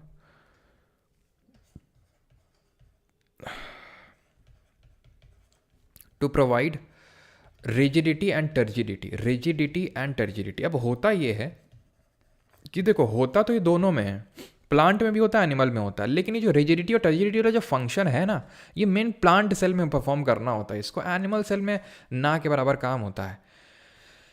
अब एनिमल सेल में भी होता है, लेकिन बहुत ही छोटा सा स्पेस ऑक्यूपाई करके रखता है, कहीं कोने में पड़ा होता है और टेम्प्रेरी होता है। ऐसा नहीं कि हमेशा देखने को मिलता है, जब ज़रूरत होती तब होता है। और यहाँ पे ग्लूकोज, ग्लाइकोजन, प्रोटीन, इन सबको स्टोर करने का काम इसके पास रखा हुआ है। और प्लस इसका काम जो है कभी कभी वेस्ट को हटाने में भी ये एनिमल सेल में कर देता है। मेन जो इसका फंक्शन निकल के आता है वो एक प्लांट सेल में निकल के आता है। उसमें बहुत लार्ज होता है, इतना लार्ज होता है कि ये सेल का 50 to 90% जो वॉल्यूम है उसको ऑक्यूपाई करके रखता है। ये 50 to 90% ऑफ सेल का वॉल्यूम। ये परमानेंट नेचर का होता है। एनिमल में देखे थे कि टेम्पररी होता है, यहाँ पर ये परमानेंट प्रेजेंट होगा। सेल सैप होता है। ये सेल सैप किसका बना होता है? तो ये सेल सैप में होता है आपका अमीनो एसिड होता है, ठीक है, जो एक काइंड ऑफ प्रोटीन ही होते हैं। ठीक है, प्रोटीन अमीनो एसिड से मिलकर ही बनता है। शुगर होता है और ऑर्गेनिक एसिड। तो ये तीन चीज़ों से मिलकर जो सेल के अंदर, इसके वैक्यूल के अंदर जो भरा हुआ है वो होता है। ठीक है, टर्जिडिटी और रिजिडिटी प्रोवाइड करने का काम प्लांट में होता है। ऐसे याद रखो कि भाई इनको कोई भी मार के चला जाता है तो भगवान ने इनको ऐसा वैक्यूल दे दिया है बड़ा सा एकदम, जो इनको रिजिड और टर्जिड रखेगा, है ना। Central vacuoles of some plant में ऑक्यूपाई, जैसे कि यहाँ पर मैंने ऊपर लिखा है 50 to 90% ऑफ सेल वॉल्यूम। यहाँ पर क्या एनिमल सेल में ये छोटे हैं, कुन्ने पड़े, टेम्परेरी हैं, कभी कभी हैं, और ये इनका मेन स्टोरेज वगैरह का काम है। कभी कभी थोड़ा सा वेस्ट डिस्पोजल में ये काम कर लेते हैं। रिजिडिटी और टर्जिडिटी प्लांट सेल में। ठीक, तो ये देख सकते हैं डिफरेंस। यहाँ पर आपको क्या वैक्यूल देखने को मिल रहा है? नहीं, टेम्पररी होता है। ऐसा नहीं कि होता नहीं है, एनिमल सेल में होता है, लेकिन कभी कभी टेम्पररी होता है। यहाँ पर देख लो, इतना बड़ा सा ये क्या है? ये पूरा वैक्यूल ही तो है। 50 से 90% वॉल्यूम ऑक्यूपाई करके रखा हुआ है यहाँ पे। अब आते हैं ईआर पे, एंडोप्लाज्मिक रेटिकुलम। इसमें भी मेम्ब्रेन बाउंड होता है, मेम्ब्रेन होती है। Large network of tubes and sheets. ये डेफिनेशन कई बार इंपॉर्टेंट इसलिए हो जाती है, सीधा ऐसे पूछ लेता है, which of the following cell organelle is in the form of large network of tubes and sheets? Answer is endoplasmic reticulum. 3 form में एग्जिस्ट करता है, लॉन्ग ट्यूब के फॉर्म में, या तो वेसिकल या फिर सिस्टर्न है। अभी मैं आपको दिखाता हूँ, देखिए ये है आपका न्यूक्लियस। ये जो आप देख पा रहे हैं न्यूक्लियस है, न्यूक्लियस से जुड़ा हुआ है ये। अब न्यूक्लियस से क्यों जुड़ा हुआ है वो भी अभी आपको समझ में आएगा। तो ये जो पूरा आपको दिख रहा है, ठीक है, तो इसके डिफरेंट शेप हैं। ये सिस्टर्ने हैं, ऐसे ऐसे ऐसे ऐसे। ये क्या है? ये से जो मैं बोल रहा था ट्यूब के फॉर्म में है, तो ये ट्यूब के फॉर्म में। यहाँ पर देखा था ना हमने कि भाई लॉन्ग ट्यूब्यूल्स के फॉर्म में होगा ऐसे सिस्टर्ने, या फिर वेसिकल ऑब्लॉन्ग बैग के फॉर्म में होगा। तो लॉन्ग भी है और ऑब्लॉन्ग भी बैग है। तो ये उतना इंपॉर्टेंट नहीं है, let me tell you. Endoplasmic reticulum का फंक्शन तुम्हें पता होना चाहिए। इसका फंक्शन होता है कि ये क्या करता है? ये आपका ट्रांसपोर्ट करता है। अब किन चीज़ों का ट्रांसपोर्ट करेगा अभी आपको समझ में आएगा। ठीक है, पहले डायग्राम से अच्छे से समझ लो। यहाँ पर आप इस चीज़ को ऑब्जर्व कर पा रहे हैं कि ये एक अटैच है, इसका पार्ट न्यूक्लियस से। क्यों अटैच है? क्योंकि अभी देखा था न्यूक्लियस के अंदर न्यूक्लियोलस था। वो क्या कर रहा था? वो राइबोसोम को बना रहा था और उनको असेंबल कर रहा था। किस लिए कर रहा था? सो दैट एंडोप्लाज्मिक रेटिकुलम को सप्लाई कर सके। क्यों? क्योंकि एंडोप्लाज्मिक रेटिकुलम के 2 पार्ट होते हैं, एक होता है रफ और एक होता है स्मूथ। अब जो रफ होता है वो रफ इसीलिए होता है क्योंकि उसमें ये डॉट डॉट डॉट जो छोटा छोटा दिख रहा है, ये राइबोसोम है। राइबोसोम मिला कहाँ से इसको मिला यहाँ से, न्यूक्लियोलस से, तभी तो वहाँ पर अटैच्ड है। कोई पर्पस होगा ना कि अटैच्ड है उससे, तो राइबोसोम लेने के लिए अटैच्ड है उससे। राइबोसोम ले लिया, काम खत्म। ठीक है, राइबोसोम ले लिया और उसका जो काम है वो यहाँ पर ख़त्म हो जाता है। तो राइबोसोम में आपको ध्यान रखना है कि राइबोसोम किस में होता है, रफ एंडोप्लाज्मिक रेटिकुलम में। तो दो पार्ट होते हैं एंडोप्लाज्मिक रेटिकुलम के, रफ और स्मूथ। रफ क्यों होता है रफ, क्योंकि उसमें राइबोसोम होता है। स्मूथ स्मूथ क्यों होता है, क्योंकि उसमें राइबोसोम नहीं होता इसलिए। प्रोटीन का सिंथेसिस करते हैं राइबोसोम। राइबोसोम क्या होते हैं, ये प्रोटीन को बनाने का काम करते हैं, ठीक है। राइबोसोम जो होते हैं वो आरएनए और प्रोटीन के बने होते हैं, ठीक है। और ऐसा आरएनए जो राइबोसोम में पाया जाता है उसको आरआरएनए बोलते हैं। क्या बोलते हैं, आरआरएनए। कई सारे तरह के आरएनए होते हैं, एमआरएनए, टीआरएनए। एमआरएनए होता है मैसेंजर आरएनए, जो कि डीएनए रेप्लिकेशन के टाइम पे, अभी देखेंगे डीएनए रेप्लिकेशन क्या होता है, तो एक इंफॉर्मेशन को कैरी करके ले जाता है। आरआरएनए क्या होता है, आरआरएनए होता है जो राइबोसोम का आरएनए होता है वो आरआरएनए होता है। टीआरएनए ट्रांसक्रिप्शन आरएनए उसको बोलते हैं, ठीक है। तो ये चीज़ क्लियर हो गई कि एंडोप्लाज्मिक रेटिकुलम ट्रांसपोर्ट कर रहा है, किसका कर रहा है, ये ट्रांसपोर्ट कर रहा है प्रोटीन का, जो कौन बना रहा है, रफ एंडोप्लाज्मिक रेटिकुलम, इसी का एक पार्ट है। और ये ट्रांसपोर्ट कर रहा है फैट्स एंड लिपिड्स का, जो कौन बना रहा है, स्मूथ एंडोप्लाज्मिक रेटिकुलम बना रहा है फैट्स एंड लिपिड्स को। अब याद आया, जो सेल मेम्ब्रेन थी वो किसकी बनी हुई थी, प्रोटीन और लिपिड की। लिपिड कहाँ से मिल रहा है इसको, स्मूथ एंडोप्लाज्मिक रेटिकुलम बना के दे रहा है इसको, ठीक है। वही फंक्शन यहाँ पे लिखे हुए हैं, आप देख सकते हैं वही सेम चीज़ है। ये न्यूक्लियस है, न्यूक्लियस से अटैच्ड है। ये ऐसे घुमावदार आप जो देख रहे हैं इसको सिस्टर्ने बोलते हैं। रफ है क्योंकि यहाँ पे डॉट डॉट स्ट्रक्चर राइबोसोम है, ये प्रोटीन बनाएगा, ये फैट और लिपिड बनाएगा। इसके अलावा जो काम होता है यहाँ पर आप देख सकते हैं, function of endoplasmic reticulum, rough वाला प्रोटीन बनाता है, स्मूथ वाला फैट और लिपिड बनाता है, ठीक है। और प्रोटीन और lipid act as hormone enzyme, उतना इंपॉर्टेंट नहीं है, 2 पॉइंट अच्छे से याद करना है आपको, ठीक है। नेटवर्क सिस्टम बनाते हैं और बस, ठीक है। अभी रफ बस उस शुरू के 2 पॉइंट याद करना, बाकी थोड़ा सा देख लेना, ऐसा सच उतना इंपॉर्टेंट नहीं है। बाकी तो यहाँ पर अलग से पॉइंट लिख देता हूँ, and that is detoxification of poison and drugs. कुछ ऐसा पॉइजन या फिर ड्रग्स टाइप का सब्सटेंस आ गया तो उसका डिटॉक्सिफिकेशन कर देंगे, कौन, स्मूथ एंडोप्लाज्मिक रेटिकुलम। तो उसमें भी इन्वॉल्व होते हैं ये जो यहाँ पर लिखा हुआ है, ठीक है। ये किसका फंक्शन होता है, स्मूथ वालों का फंक्शन होता है, ठीक है, क्लियर। अब आते हैं अगले वाले पे, and that is Golgi apparatus. Golgi apparatus का पता है क्या काम है, अभी एंडोप्लाज्मिक रेटिकुलम ने क्या किया था, ट्रांसपोर्ट किया था। अभी ट्रांसपोर्ट पॉइंट ए से पॉइंट बी में किया जाता है, सामान को कहीं से कहीं पे ले जाया जाता है ना। तो अब एंडोप्लाज्मिक रेटिकुलम ने अपने दोनों पार्टों का जो सामान है, प्रोटीन और फैट और लिपिड, उनको लेके कहाँ पे जाएगा, उनको लेके जाएगा गोल्गी एपरेटस के पास, जिसका काम होता है पैकेजिंग और डिस्पैचिंग करने का। जिसका काम क्या होता है, इसका काम होता है पैकेजिंग और डिस्पैचिंग का, ठीक है। इसका काम होता है चीज़ों को पैकेज करना और डिस्पैच करना, ये इसका काम होता है। अब ये काम कौन करता है हमारे यहाँ पे, ये काम करता है पोस्ट ऑफिस। तो इसीलिए इसको पोस्ट ऑफिस ऑफ सेल बोल देते हैं, कोशिका का पोस्ट ऑफिस। अच्छा, इसमें 2 फेस होते हैं, एक तो होता है इसका सिस फेस और एक होता है ट्रांस फेस। सिस फेस जो न्यूक्लियस की तरफ है, जो एंडोप्लाज्मिक रेटिकुलम की तरफ है, देख सकते हो ये समझ रहे हो। तो ये किसकी तरफ है, ये एंडोप्लाज्मिक रेटिकुलम की तरफ है, क्योंकि एंडोप्लाज्मिक रेटिकुलम इसको सप्लाई करेगा। भाई एंडोप्लाज्मिक रेटिकुलम न्यूक्लियस से सप्लाई लेगा, किसकी, राइबोसोम की, ठीक है। प्रोटीन और फैट लिपिड बना के सप्लाई दे देगा किसको, गोल्गी एपरेटस को।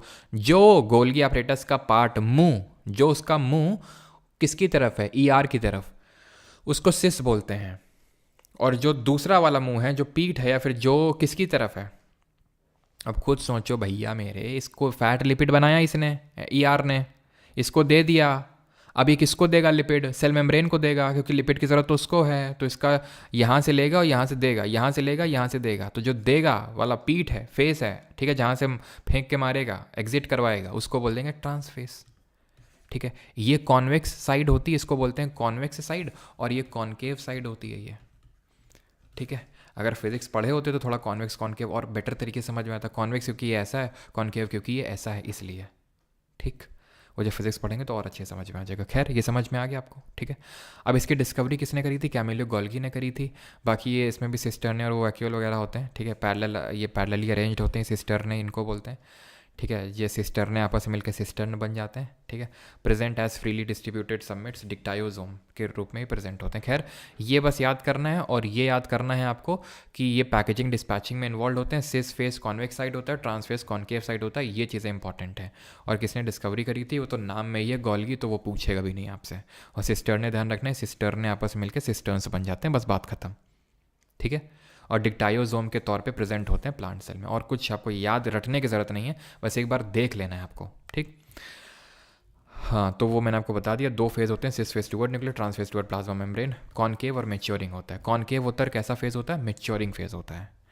अब आ जाते हैं फंक्शन वही है, ठीक है, स्टोरिंग, पैकेजिंग, मॉडिफिकेशन, वही सब काम होता है। सिंपल शुगर को कॉम्प्लेक्स शुगर में कन्वर्ट करता है, एंड मेम्ब्रेन को सिस्टर्न बोलते हैं।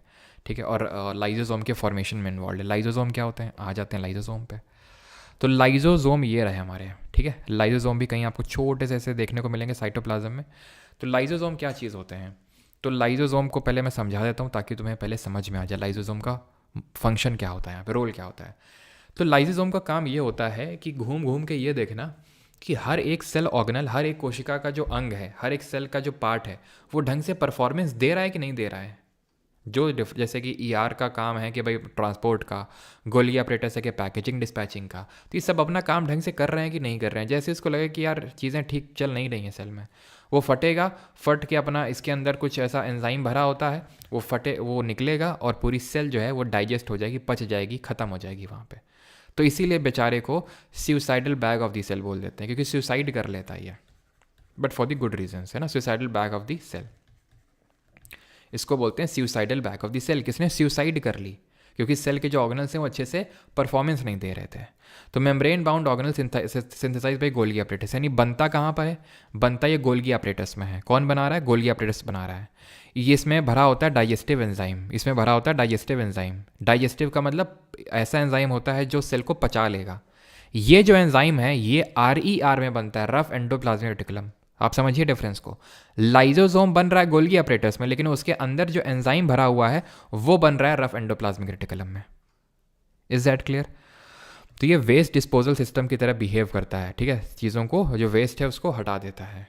ठीक है, तो इसीलिए इसको suicidal bag of the cell बोलते हैं। फॉरेन मटीरियल वगैरह को सबको बाहर करता रहता है। ठीक है, जब सेल डैमेज हो जाती है तो लाइजोसोम में burst enzymes digest their own cell. तो जब सेल आपकी डैमेज होती है, फिर कोई सेल ऑर्गेनल फंक्शन नहीं परफॉर्म कर रहा है, या फिर मान लो कि डैमेज हो गई किसी कारणवश, तो लाइजोसोम क्या करेगा, उसको साफ कर देगा, उसको हटा देगा। जब लाइजोसोम को ये लगेगा कि भाई सेल जो है इस पर किसी ने वार कर दिया है और ये ढंग से फंक्शन परफॉर्म नहीं कर रहा है। ठीक है, अब तुम बोलोगे सर लाइजोसोम पे ही, अगर मान लो लाइजोसोम ही मर गया, ठीक है, मान लो किसी कारणवश, तो लाइजोसोम अगर वो होगा तो वो फटेगा तो अपने आप ही सेल डाइजेस्ट हो जाएगा। यानी कि हर एक केस में सेल तो डाइजेस्ट होनी ही है, सेल हटनी ही है। जो खराब सेल है उसको हटना ही पड़ेगा। अगर लाइजोसोम बच गया है तो वो देखेगा कि भाई सेल मर चुकी है, तो खुद फट के, ठीक है, वो सबको डाइजेस्ट कर देगा। और अगर वो खुद अपने पहले ही वही फट गया तो वो अपने आप ही पूरी सेल डाइजेस्ट हो जाएगी, क्योंकि उसके अंदर ऐसा एंजाइम भरा होता है, डाइजेस्टिव एंजाइम होता है वो। ठीक है, अभी आते हैं पेरोक्सिसोम क्या होता है। इसका भी थोड़ा सा अगर हम देखें तो सिमिलर टाइप काम होता है, लेकिन इसका मेन जो काम होता है वो ये होता है कि जो लॉन्ग चेन फैटी एसिड हैं उनको ब्रेक कर देना थ्रू बीटा ऑक्सीडेशन। ठीक है, इसमें क्या होते हैं, फ्री रेडिकल्स होते हैं, जिनको कि हम ऑक्सीडेटिव क्रिस्टल्स भी बोलते हैं। क्या बोलते हैं, ऑक्सीडेटिव क्रिस्टल्स। ये क्रिस्टल्स क्या होते हैं, ये ऐसा कुछ करते हैं कि ये जो भी टॉक्सिन्स वगैरह होते हैं उनको निकाल देते हैं। एक तो ऑक्सीडेशन करके फैटी एसिड को ब्रेक कर देते हैं, जो भी सेल के अंदर फैटी एसिड होते हैं, सो दैट कि सेल अच्छे से फंक्शन कर पाए, बहुत ज़्यादा फैट डिपॉजिट ना हो। साथ ही साथ जो हार्मफुल टॉक्सिन्स हैं उनको भी न्यूट्रलाइज करने का काम करता है पेरोक्सिसोम। ठीक है, तो ये चीज़ है। क्लियर है पेरोक्सिसोम। अब यहाँ तक किसी कोई डाउट होगा तो पूछेगा, नहीं तो फिर हम आगे बढ़ते हैं। किसी का यहाँ तक कोई डाउट?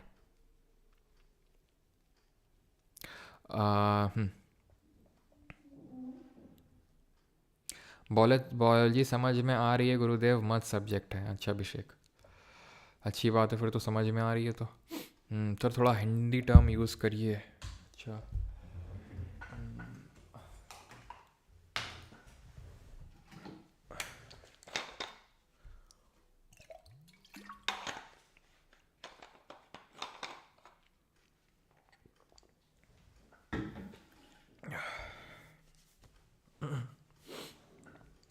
ओके सर, ठीक है।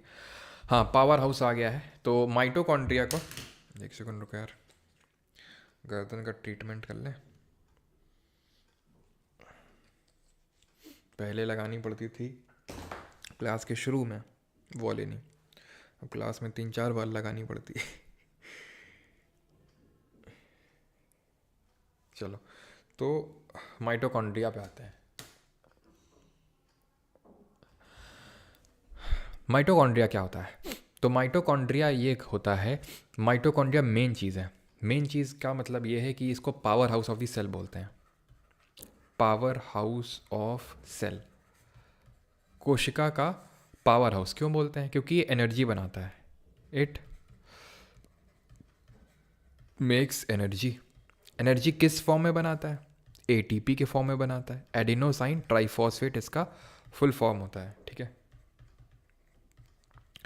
एडेनोसाइन ट्राइफॉस्फेट इसका फुल फॉर्म होता है। अब इसीलिए क्योंकि एनर्जी इस फॉर्म में बनाता है तो इसको energy currency of the cell बोलते हैं, यानी कि कोशिका की ऊर्जा मुद्रा बोलते हैं। होता यह है कि हमारा ब्लड होता है, अब तुम्हें इतना तो पता होगा, आई थिंक, नहीं पता तो पढ़ोगे आगे, कि ब्लड जो होता है ये पूरे हर एक सेल में जाता है ऑक्सीजन को कैरी कर करके। ऑक्सीजन क्यों कैरी करता है? क्योंकि ऑक्सीजन उसको देनी होती माइटोकॉन्ड्रिया को। माइटोकॉन्ड्रिया क्या करता है उस ऑक्सीजन का यूज़ करके न्यूट्रिएंट्स को एनर्जी में ब्रेक करता है। और एनर्जी किस फॉर्म में निकलती है? एटीपी की फॉर्म में निकलती है।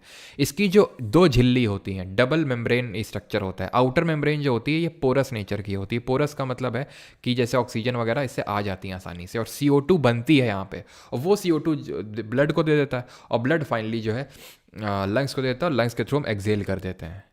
ये इनर मेम्ब्रेन है जो अंदर है, इसी में ही एटीपी का फॉर्मेशन होता है। एटीपी का जो फॉर्मेशन है वो इनर मेम्ब्रेन में ही होता है, इसमें, ठीक है। ये जो आप देख पा रहे हैं इस तरह का जो स्ट्रक्चर, इसको क्रिस्टे बोल रहे हैं। याद आ रहा है? वहाँ पे सिस्टर्न बोल रहे थे जहाँ पे गोल्गी एपरेटस में देखा था।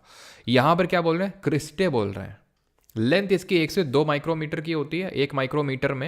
एक माइक्रोमीटर को इस तरह से लिखते हैं, 1 माइक्रोमीटर में 10⁻⁻6 मीटर होते हैं। तो 1 से 2 माइक्रोमीटर की लेंथ होती है, और डायामीटर इसका 0.1 से लेके 0.6 माइक्रोमीटर होता है।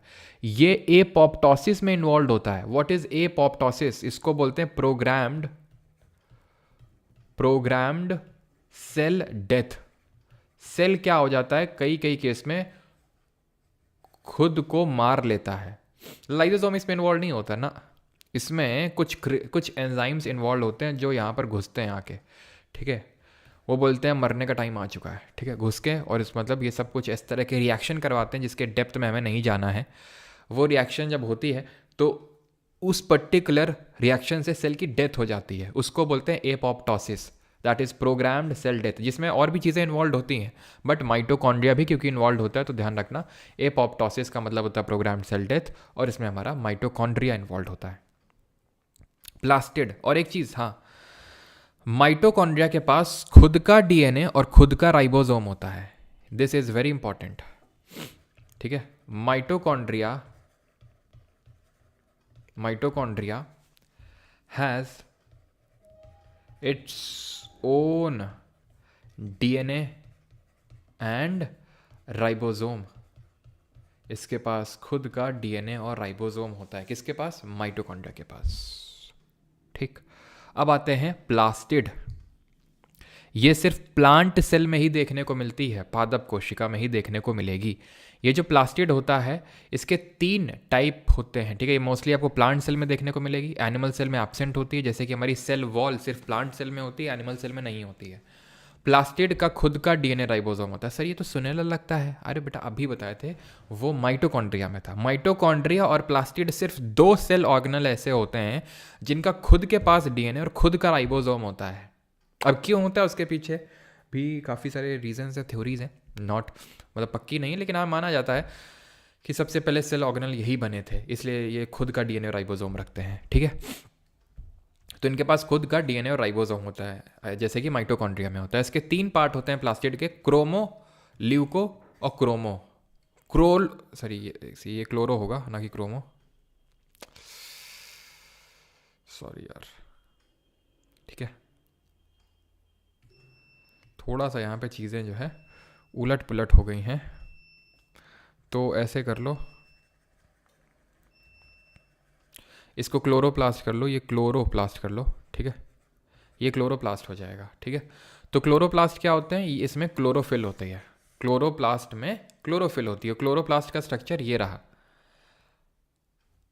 ये हम फोटोसिंथेसिस जब पढ़ेंगे, ठीक है, यानी कि प्रकाश संश्लेषण, तब वहाँ डेप्थ में इसके बारे में देखेंगे। लेकिन अभी के लिए बस इतना ध्यान रखना है, क्लोरोप्लास्ट में क्लोरोफिल होता है, जिसकी हेल्प से प्लांट क्या करते हैं, अपना भोजन बनाते हैं, अपना खाना बनाते हैं। थाइलाकॉइड क्या होते हैं, स्ट्रोमा क्या होता है, ग्रेनम क्या होता है, ये सब हम फोटोसिंथेसिस के टाइम पे पढ़ेंगे। किस तरह से ये लाइट को लेते हैं, ठीक है, किस लाइट डिपेंडेंट रिएक्शन होती है, एक लाइट इंडिपेंडेंट रिएक्शन होती है, इसको केल्विन साइकिल बोलते हैं, सब बाद में पढ़ेंगे। बस अभी के लिए सिर्फ इतना याद कर लो कि जो क्लोरोप्लास्ट होता है वो किस में इन्वॉल्व होता है, वो खाना बनाने में इन्वॉल्व होता है। वो चीज़ों को, जो फूड यहाँ पर बनता है बाई दी फोटोसिंथेसिस, उसमें इन्वॉल्व होता है,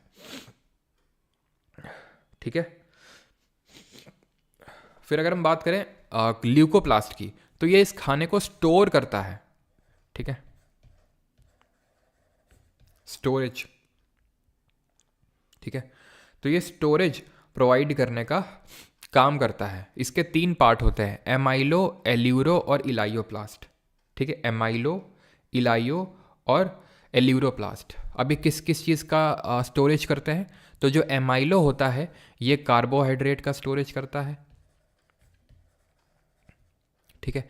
एल्यूरोप्लास्ट जो होता है ये प्रोटीन का स्टोरेज करता है, और इलायोप्लास्ट जो है फैट्स का स्टोरेज करता है। याद कैसे रखेंगे, एल्यूरो, रा है यहाँ पे, प्रोटीन को बोलते हैं तो रा आता है, प्रोनाउंस होता है। लाई, लैया जो होती है, लैया में क्या होता है, फैट होता है, तो ऐसे याद कर लो, इलायोप्लास्ट जो है फैट। और क्रोमोप्लास्ट का काम क्या होता है, क्रोमोप्लास्ट का होता है क्रोमा, क्रोमा का मतलब होता है कलर प्रोवाइड करना, ठीक है, कलर प्रोवाइड करना, जैसे कि डिफरेंट कैरोटीन्स के थ्रू कलर प्रोवाइड किया जाता है, ठीक है, जैसे कि बीटा कैरोटीन हो गया, लाइकोपीन हो गया, ठीक है, डिफरेंट हमारे जेंथोफिल्स होते हैं, तो ये सारी चीज़ें आती हैं जो कलर प्रोवाइड करते हैं। ये भी जब फोटोसिंथेसिस पढ़ेंगे तो वहाँ पर हम पढ़ेंगे ये डिफरेंट ग्रीन क्यों होती हैं, है ना, वो सारी चीज़ें। लीव सर, नहीं नहीं नहीं, कहाँ पे, वो मैं फोटोसिंथेसिस के टाइम पे पढ़ाऊंगा। जैसे थाइलाकॉइड होते हैं, ठीक है, इन्हीं का ये मतलब इस तरह से सैक लाइक स्ट्रक्चर में ये एक के ऊपर एक के ऊपर एक के ऊपर एक होते हैं, उन्हीं को हम ग्रेनम बोल देते हैं, ठीक है।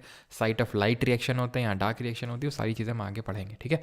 तो प्लास्टिड के पास खुद का डीएनए राइबोसोम होता है, सिर्फ प्लांट सेल में होता है। 3 पार्ट होते हैं, chloro, chromo, leuco. Chloro chlorophyll होता है, तो क्लोरो इसलिए बोल देते हैं। और जो क्लोरोफिल होता है वो आपका फोटोसिंथेसिस में इन्वॉल्व होता है, ठीक है, फोटोसिंथेसिस में इन्वॉल्व होता है। और जो ल्यूको होता है वो उन चीज़ों को स्टोर करेगा, एमाइलो कार्बोहाइड्रेट को, एल्यूरो प्रोटीन को, इलायो फैट को स्टोर करेगा, और क्रोमोप्लास्ट कलर प्रोवाइड करेगा। जैसे फॉर एग्जांपल भी मैं दे देता हूँ, जैसे कि टोमाटो हो गए हमारे, टोमाटो, तो टोमाटो में जो रेड कलर होता है, ठीक है, जो रेड कलर होता है वो किसकी वजह से होता है, लाइकोपीन की वजह से होता है, ठीक है। ऐसे जो हमारी वो लाल मिर्च होती है ना, चिली जिसको बोलते हैं, तो उसमें एक कैप्सैंथिन करके एक पिगमेंट होता है, उसकी वजह से उसका रेड कलर होता है, ठीक है। अच्छा, ग्रीन कलर भी तो भी होता है चिली में, ठीक है, तो जो ग्रीन कलर होता है वो क्लोरोफिल की वजह से ही होता है, ठीक है। क्लोरोफिल यानी कि ये कलर प्रोडक्शन में भी, कलर में भी इन्वॉल्व होता है। जो क्रोमोफिल होता है, ठीक है, क्रोमोप्लास्ट होता है, वो कलर प्रोवाइड करने का ही सिर्फ काम होता है। क्लोरोप्लास्ट क्या होता है, फूड सिंथेसिस करता है, प्लस कहीं कहीं पे ग्रीन कलर भी प्रोवाइड करता है, ठीक है। क्लियर थी चीज़, आगे बढ़ें सर।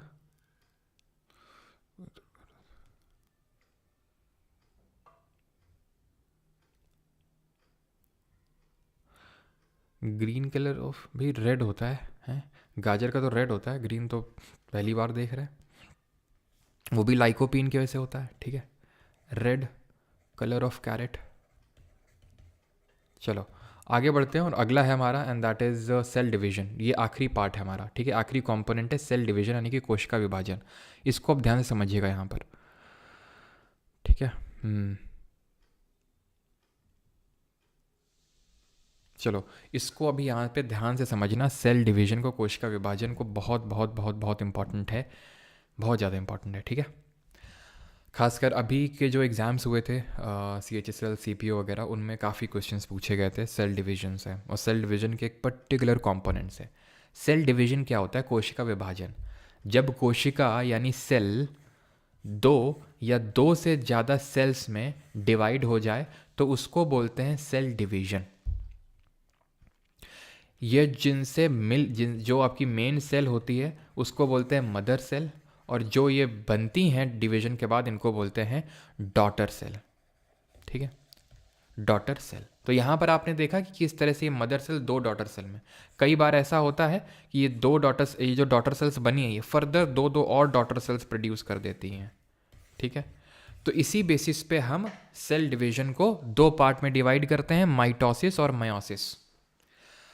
माइटोसिस और म्योसिस। माइटोसिस में क्या होता है? माइटोसिस में जो, ऐसे मैंने आपको बताया, एक सेल दो सेल में बदल रही है, और फर्दर अगर ये डॉटर सेल्स बनी, दो और डॉटर सेल्स बना रही हैं, तो चार डॉटर सेल्स टोटल बन गई, तो इसको मायोसिस बोलते हैं। अब होता क्या है, माइटोसिस जो होता है वो सिर्फ सोमैटिक सेल्स में होता है और मायोसिस जर्म सेल्स में। मतलब सोमैटिक सेल वो सेल होती हैं जो सेक्स में इन्वॉल्व नहीं होती हैं, और जो जर्म सेल्स वो सेल्स होती हैं जो सेक्स में इन्वॉल्व होती हैं। जैसे अभी मैंने बताया थोड़ी देर पहले, फीमेल में ओवम होता है, शुक्राणु जिसको बोलते हैं, मेल में स्पर्म होता है। तो जब इन सेल्स में डिवीजन होगा, तो मायोसिस के थ्रू होगा, यानी एक जो पेरेंट सेल है वो चार डॉटर सेल से बदलेगी। माइटोसिस की जब बात करेंगे तो यहाँ पर सेक्स सेल को छोड़ के जितनी और हमारे हैं, ठीक है, उनमें जो डिवीजन होगा वो माइटोसिस। अब ठीक है, ये तो डिवाइड कर रहे हैं और बना रहे हैं, ये भी डिवाइड कर रहे हैं और बना रहे हैं। क्यों बना रहे हैं?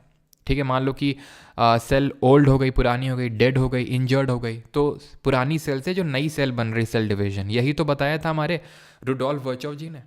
ठीक है, तो ये चीज़ क्लियर हो गई कि इसमें क्या हो रहा है, इसमें न्यूक्लियस सिर्फ एक बार डिवाइड हो रहा है, इसलिए पेरेंट सेल दो डॉटर सेल्स बना रही है, यहाँ पे पेरेंट सेल चार डॉटर सेल्स बना रही है। यहाँ पर डॉटर सेल्स डाइप्लॉइड हैं, यहाँ हैप्लॉइड हैं। इसका मतलब क्या होता है डाइप्लॉइड हाइप्लॉइड? देखो भाई, माइटोसिस में होता क्या है कि सेल डिवीजन होता है। तो मैंने आपको बताया था भाई, सेल डिवीजन में याद करो कि न्यूक्लियस के अंदर ऐसे धागा टाइप स्ट्रक्चर था, क्रोमैटिन मटेरियल, ये क्रोमोसोम बन रहा था, ये ऐसे क्रोमोसोम बन रहा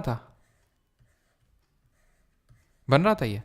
तो क्रोमोसोम क्या होते हैं? पेयर्स में एग्जिस्ट करते हैं। ठीक है, तो ऐसे यहाँ पर क्या, माइटोसिस में ये पेयर में एग्जिस्ट करेंगे, जैसे दो दो के पेयर में एग्जिस्ट करेंगे। मायोसिस में पेयर में एग्जिस्ट नहीं करते हैं। यहाँ पर क्या होता है, 23 pairs of chromosome you will get. 23 pair of chromosome का मतलब हो गया 46 क्रोमोसोम, क्योंकि एक पेयर का मतलब दो होता है। ठीक है, आप बोलते हैं ना वन पेयर ऑफ शूज या फिर one pair of socks, that means कि दो जूते, दो है ना शॉक्स, तो उस तरह से आप समझिए इसको। मायोसिस में क्या होता है, मायोसिस में 23 पेयर्स ऑफ क्रोमोसोम नहीं, 23 क्रोमोसोम होते हैं, और वो ऐसे सिंगल सिंगल एग्जिस्ट करते हैं, इनको बोलते हैं हैप्लॉइड। ठीक है, अब ऐसे याद कर लो, क्योंकि यहाँ पर एक पेरेंट सेल दो डॉटर सेल्स बना रही थी। ठीक है, तो ये दो दो ऐसे याद कर लो क्रोमोसोम है। अब ये फर्दर दो दो में डिवाइड हो रहे हैं, तो एक एक चला जाएगा इस तरह से। ठीक, तो ये सोमैटिक सेल्स में, ये जर्म सेल्स में। ठीक है, यहाँ पर दो डॉटर सेल्स, यहाँ चार डॉटर सेल्स, यहाँ डाइप्लॉइड, यहाँ हैप्लॉइड। ये कब होता है माइटोसिस? जब सेल बेकार हो गई, डेड हो गई, तब। मायोसिस कब होता है? जब जो हमारी रिप्रोड्यूसिंग सेल है, जो रिप्रोडक्शन में इन्वॉल्व होती हैं, सेक्स में, तो वो जब डिवाइड करती हैं खुद को, तो ओवम और स्पर्म में होता है मायोसिस। ठीक है, अब हम सेल की जो डिवीजन होती है उसकी कुछ साइकिल होती हैं, उसको देखते हैं। G0 एक तो होती है, ठीक है, जहाँ से चीज़ें स्टार्ट होती हैं। फिर सबसे जो पहली स्टेज आती है उसको हम बोलते हैं G1 फेज, जहाँ पे सेल ग्रो करता है। सेल है ये, सेल धीरे धीरे धीरे धीरे बड़ा हो रहा है खुद को, सेल का जो कंपोनेंट है वो बड़ा हो रहा है, धीरे धीरे सेल ग्रो कर रहा है, बड़ा हो रहा है। ठीक है, उसका डीएनए, अब अगली स्टेज में क्या होता है, एस फेज बोलते हैं, डीएनए रेप्लिकेशन हो रहा है। इसके बारे में डिटेल में भी पढ़ने वाले हैं कि क्या होता है ये। तो डीएनए रेप्लिकेट हो रहा है, इसको बोलते हैं एस फेज, या फिर डीएनए का सिंथेसिस फेज बोलते हैं इसको। डीएनए सिंथेसाइज हो रहा है, ठीक है, एकदम सिंथेसाइज, इकट्ठा हो रहा है। देन अब यहाँ से क्या होगा, अगले वाले से अब माइटोसिस की तैयारी शुरू हो जाएगी, अब सेल डिवीजन की तैयारी शुरू हो जाएगी। अभी तक सेल ग्रो कर रहा था, बड़ा हो रहा था, उसका डीएनए सिंथेसाइज हो रहा था, अब तैयारी शुरू हो रही है माइटोसिस के लिए। और लास्ट स्टेज होता है एम फेज, जहाँ माइटोसिस हो जाता है, और ये भी एकदम से नहीं हो जाता है, इसमें भी डिफरेंट फेजेस होती हैं, prophase, metaphase, anaphase and telophase. Cyto cell kinesis division. ध्यान रखना, cytology is known as the cell का स्टडी। सेल की स्टडी को क्या बोलते हैं? साइटोलॉजी। साइटो का मतलब सेल होता है, लॉजी का मतलब स्टडी, ठीक है। तो सेल की स्टडी को साइटोलॉजी। तो इसी तरह साइटोकिनेसिस, ठीक है, सेल का यहाँ पर डिवीजन हो गया फाइनली। ये जीवन से लेकर जो G2 तक होता है इसको इंटरफेज बोलते हैं। इसके बाद एम फेज में प्रोफेज, मेटाफेज, एनाफेज, टीलोफेज, ये ध्यान रखना है, ठीक। Cell cycle. अब ये डीएनए रेप्लिकेशन क्या होता है, लेकिन उससे पहले जब सेल डिवीजन होता है तो इसमें इन्वॉल्वमेंट होता है हमारे माइक्रोट्यूब्यूल्स का। माइक्रोट्यूब्यूल का एक बहुत बड़ा रोल होता है, की रोल होता है सेल डिवीजन को फैसिलिटेट करने में। अभी माइक्रोट्यूब्यूल कहाँ प्रेजेंट होते हैं और इनका और क्या फंक्शन होता है? तो मेन एक चीज़ हम पढ़ते हैं साइटोस्केलेटन। जैसे हम ह्यूमंस हैं, हम इंसान हैं, ठीक है, हमारी स्किन है, अंदर खून बह रहा है, अंदर ना जाने क्या क्या बह रहा है ठीक है। तो वो सारी चीज़ों को होल्ड करके किसने रखा हुआ है? हमारा स्केलेटल सिस्टम है। स्केलेटल सिस्टम का मतलब हड्डियों का जो ढांचा है, अगर वही नहीं होगा तो हमारा शरीर खड़ा कैसे हो पाएगा? ऐसे कोलैप्स नहीं कर जाएगा। तो वैसे ही सेल कोलैप्स नहीं कर जाएगी अगर इसमें कोई स्केलेटल सिस्टम नहीं होगा। तो सेल का जो स्केलेटल सिस्टम होता है, सेल की जो हड्डियाँ होती हैं वो माइक्रोट्यूब्यूल होती हैं।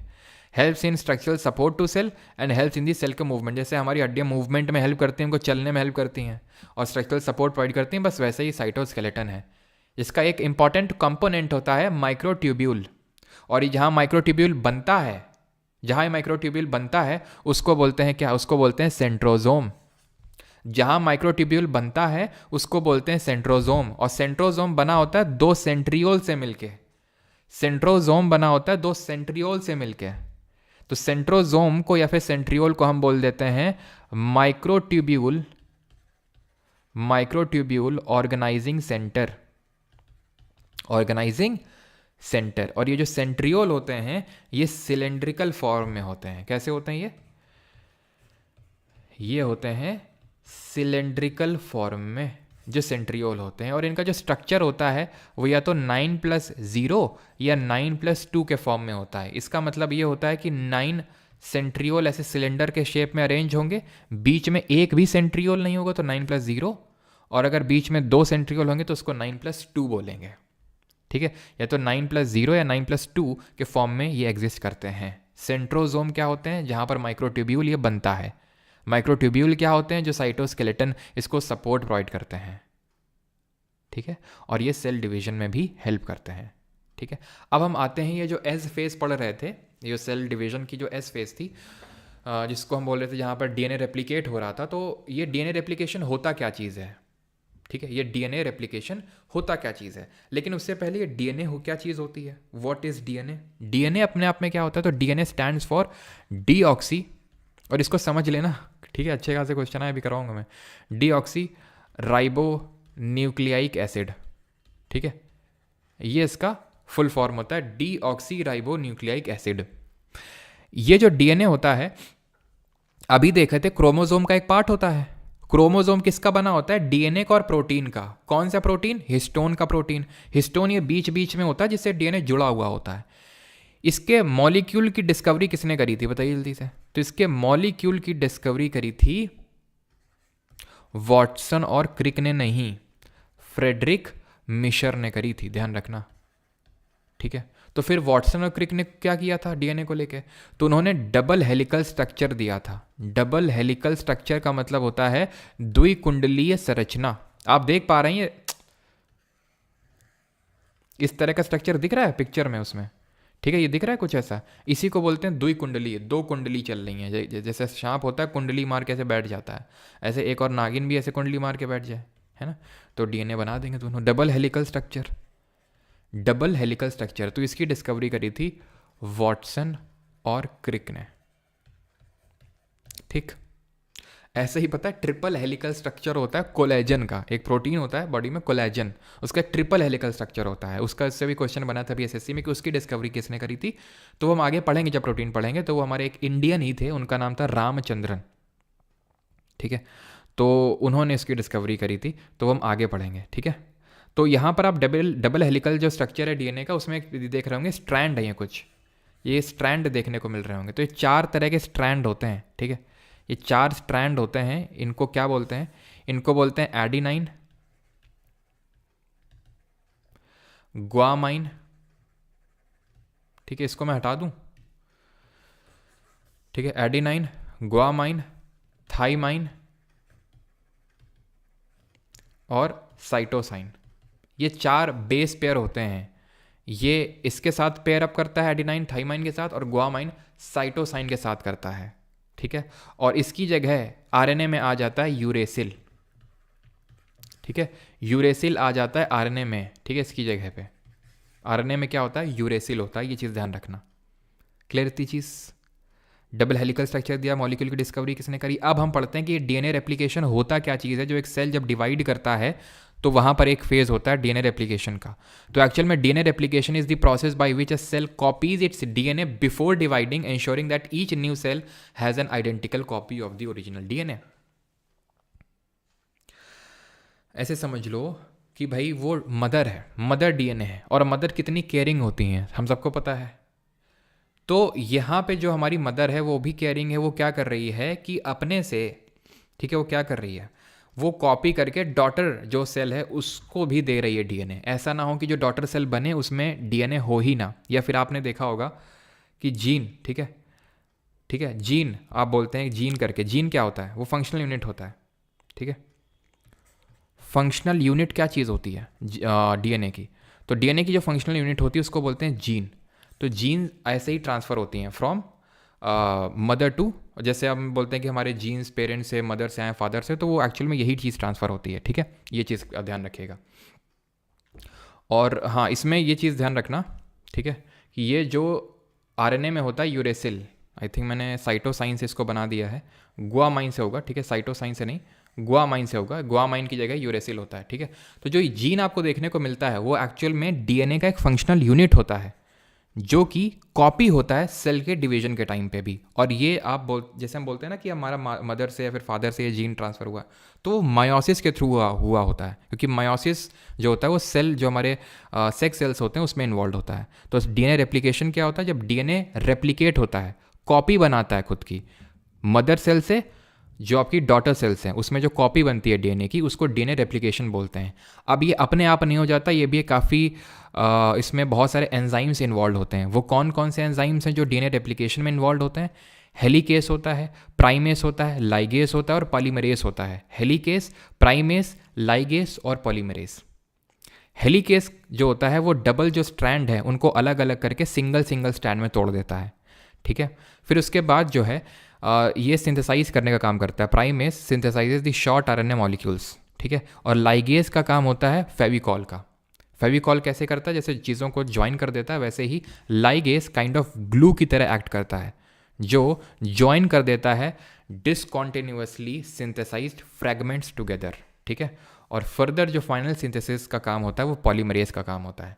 अभी तक ऐसा फंक्शन पे तो क्वेश्चन नहीं पूछा एसएससी ने, सिर्फ आइडेंटिफाई करने के लिए क्वेश्चन पूछा था कि भाई इनमें से कौन सा एंजाइम होता है, कौन सा नहीं होता, इस तरह से, जो अभी आई थिंक सीपीयू या फिर सीएचएसएल का एग्जाम हुआ था तो उसमें। तो हेलिकेस, प्राइमेस, लाइगेस और पॉलीमरेस, ये 4 एंजाइम्स आपको ध्यान रखने हैं। लाइगेस, गेस से जी से आप याद कर लो, यहाँ पे ग्लू, ये याद हो जाएगा, ठीक है। प्राइमेस, प्राइम का मतलब होता है किसी चीज़ को शुरू करना, ठीक है, वो चीज़ हो गया। हेलिकेस क्या कर रहा है? हेलिकेस कर रहा है भाई वो अलग अलग कर रहा है, डबल स्टैंड डीएनए को सिंगल सिंगल स्टैंड में तोड़ रहा है, ठीक है। अब एक चीज़ होती है जिसको हम बोलते हैं सेमी कंजर्वेटिव डीएनए रेप्लिकेशन। ये क्या चीज़ होती है? तो सेमी कंजर्वेटिव डीएनए रेप्लिकेशन का मतलब होता है जहां पर जो नया डबली स्ट्रैंडेड डीएनए बना है उसमें एक जो है ओरिजिनल स्ट्रैंड है और एक नया स्ट्रैंड खुद से बना है। ये पेरेंट डीएनए है, ये पेरेंट डीएनए है, ठीक है। फाइनल जो डॉटर डीएनए बन रहा है वो ये है भगवा कलर का, ठीक है, ये है, ठीक है, यहाँ पर आप देख पा रहे हैं। तो सेमी कंजर्वेटिव डीएनए का रेप्लिकेशन का मतलब ये हो गया कि एक पेरेंट सेल का है अभी और एक नया है, एक पेरेंट, एक पुराना एक नया, एक पुराना एक नया, एक स्ट्रैंड पुराना है एक स्ट्रैंड नया है। इसको बोलते हैं semi conservative DNA replication. Is that clear? DNA में क्या पढ़ा? डीएनए का मॉलिक्यूल का डिस्कवरी फ्रेडरिक मिशर ने किया, double helical structure Watson Crick ने दिया। इसमें 4 बेस पेयर्स होते हैं, एडिनोसाइन, ठीक है, एडिनोसाइन, गुआमाइन, थाइमाइन और साइटोसाइन।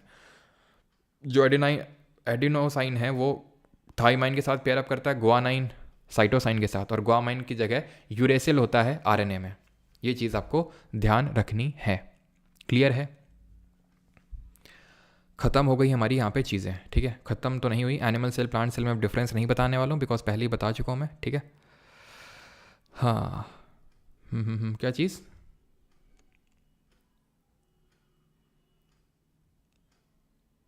बुक में कहाँ है? कौन सी बुक में, मतलब इंग्लिश वाले उसमें नोट्स में या फिर इसमें हिंदी वालों की बात कर रहा हूँ?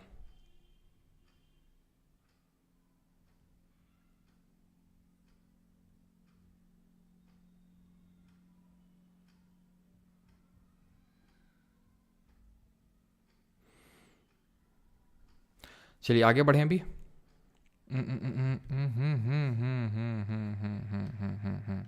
यस, यहाँ पे मैं आरएनए का अलग से लिख ही देता हूँ, ठीक है। ये फालतू में कन्फ्यूजन हो रहा है, यहाँ पे कौन किसके साथ पेयर करता है। यहाँ पे मैं आरएनए की बेस पेयर्स की पेयरिंग लिख देता हूँ, ठीक है। RNA base pairs pairing.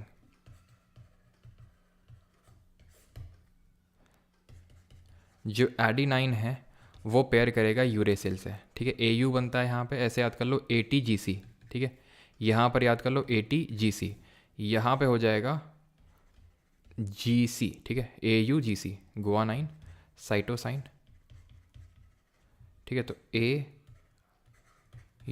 AUGC देख लेना अगर वो चीज़, हाँ ये चीज़ नहीं है, ठीक है, क्योंकि पिछली बार मैंने ये चीज़ नहीं पढ़ाई थी डीएनए रेप्लिकेशन वाला, तो ये आपको ऐड करना पड़ेगा नोट्स में, ठीक है। ये चीज़ नहीं होगी, बिल्कुल नहीं होगी, बिकॉज ये आपको इसी बार मैंने ऐड ऑन किया है, तो वो आपको वहाँ पे थोड़ा सा ऐड ऑन कर लीजिएगा आप नोट्स में कहीं पे भी, ठीक है, जहाँ पे थोड़ी सी जगह हो। अब लास्ट चीज़ पे आ जाते हैं और वो है एंडोसाइटोसिस और एक्सोसाइटोसिस। तो एंडो का मतलब होता है एंट्री, अंदर लेना चीज़ों को, ठीक है, चीज़ों को अंदर लेना। It is a kind of type of active transport.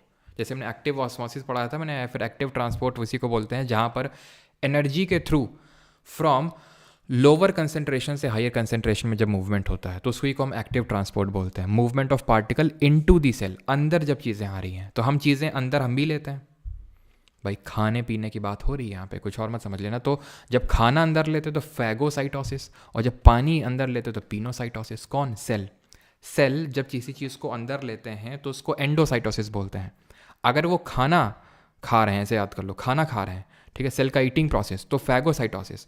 पानी पी रहे हैं तो पिनोसाइटोसिस, ठीक है। वो किस तरह से होता है वो यहाँ पे आप देख सकते हैं, किस तरह से सेल के अंदर चीज़ें जा रहा है। ये एक बन रहा है जिसको बोलते हैं फूड वैक्यूल, ठीक है। और जो भी एक्सक्रीशन होता है वो एक्सोसाइटोसिस के थ्रू निकल जाता है। यहाँ पर आप फैगोसाइटोसिस देख पा रहे होंगे एक अमीबा की सेल में। अमीबा क्या कर रहा है? अमीबा का हमें पता है इरेगुलर शेप का होता है, कोई शेप नहीं होता, अदरक की तरह कहीं से भी बढ़ता है। फूड पार्टिकल देखते ही इसके अंदर ख्याल आता है वाह क्या चीज़ है, ठीक है। तो यहाँ पर आता है अपने ये सीडोपॉड बनाता है, यानी फॉल्स फीड बनाता है, उसको अंदर लेता है और अंदर लेके इसको खा लेता है। ये फूड वैक्यूल बन गया। डाइजेस्ट करके इसको जो वेस्ट मटेरियल है उसको बाहर कर देता है, ठीक है। तो जो बाहर करने वाला प्रोसेस होता है उसको बोलते हैं एक्सोसाइटोसिस, ठीक है। Movement of particle from cell to the external environment, बाहर फेंक देना, ऑल्सो कॉल्ड है सेल का वॉमिटिंग, ठीक है, सेल को बाहर कर देना। तो यहाँ पर आप देख पा रहे हैं किस तरह से सेल जो है वेस्ट मटेरियल को बाहर निकाल रहा है। यहाँ पर अलग से कोई फैगो और पीनो आपको नहीं पढ़ना है। जैसे यहाँ पर हमने फैगोसाइटोसिस और पिनोसाइटोसिस पढ़ा था। पीनो क्या है? सेल का ड्रिंकिंग प्रोसेस है एक तरह का, ठीक है। लेक्चर यहाँ पर हो गया ख़त्म। अब किसी का कोई ऐसा ओवरऑल डाउट हो तो जल्दी से पूछ सकता है, ठीक है। अभी हम कर लेते हैं यहाँ पर कुछ क्वेश्चंस, ठीक है, क्योंकि क्वेश्चंस काफ़ी हैं तो मैं यहाँ पर अभी यूपीएससी वाले क्वेश्चंस नहीं करवा रहा हूँ। अलग से आज शाम को बैच में मैं करवा दूंगा यूपीएससी वाले जो क्वेश्चंस हैं, क्योंकि यही क्वेश्चन अपने आप में काफ़ी हैं। और यूपीएससी सीडीएस सीएपीएफ एनडीए में भी खूब ढेरों क्वेश्चन पूछे जाते हैं, ठीक है, सेल टॉपिक पे, तो फिर वहीं पे कर लेंगे ना। चिरकुट चिरकुट देखो बेटा, जब हमारा एक ये पेरेंट सेल है, ठीक है, और जब डॉटर सेल बनती है तो कुछ इस तरह से, ठीक है। लेकिन बीच में ऐसी स्टेज होगी जहाँ पर क्या होगा, एक पेरेंट सेल का स्ट्रैंड होगा, एक डॉटर सेल का स्ट्रैंड होगा। इसी को बोलते हैं सेमी कंजर्वेटिव डीएनए रेप्लिकेशन, यानी पूरी तरह से डीएनए रेप्लिकेट नहीं हुआ है, ठीक है। चलो क्वेश्चन करो जल्दी से। डी उर्दू में पढ़ाओ सर। राइबोसोम मिस हो गया। राइबोसोम कहाँ मिस हो गया धीरज? बताया तो, राइबोसोम प्रोटीन बनाने फंक्शन में, प्रोटीन के उसमें सिंथेसिस में इन्वॉल्व होता है।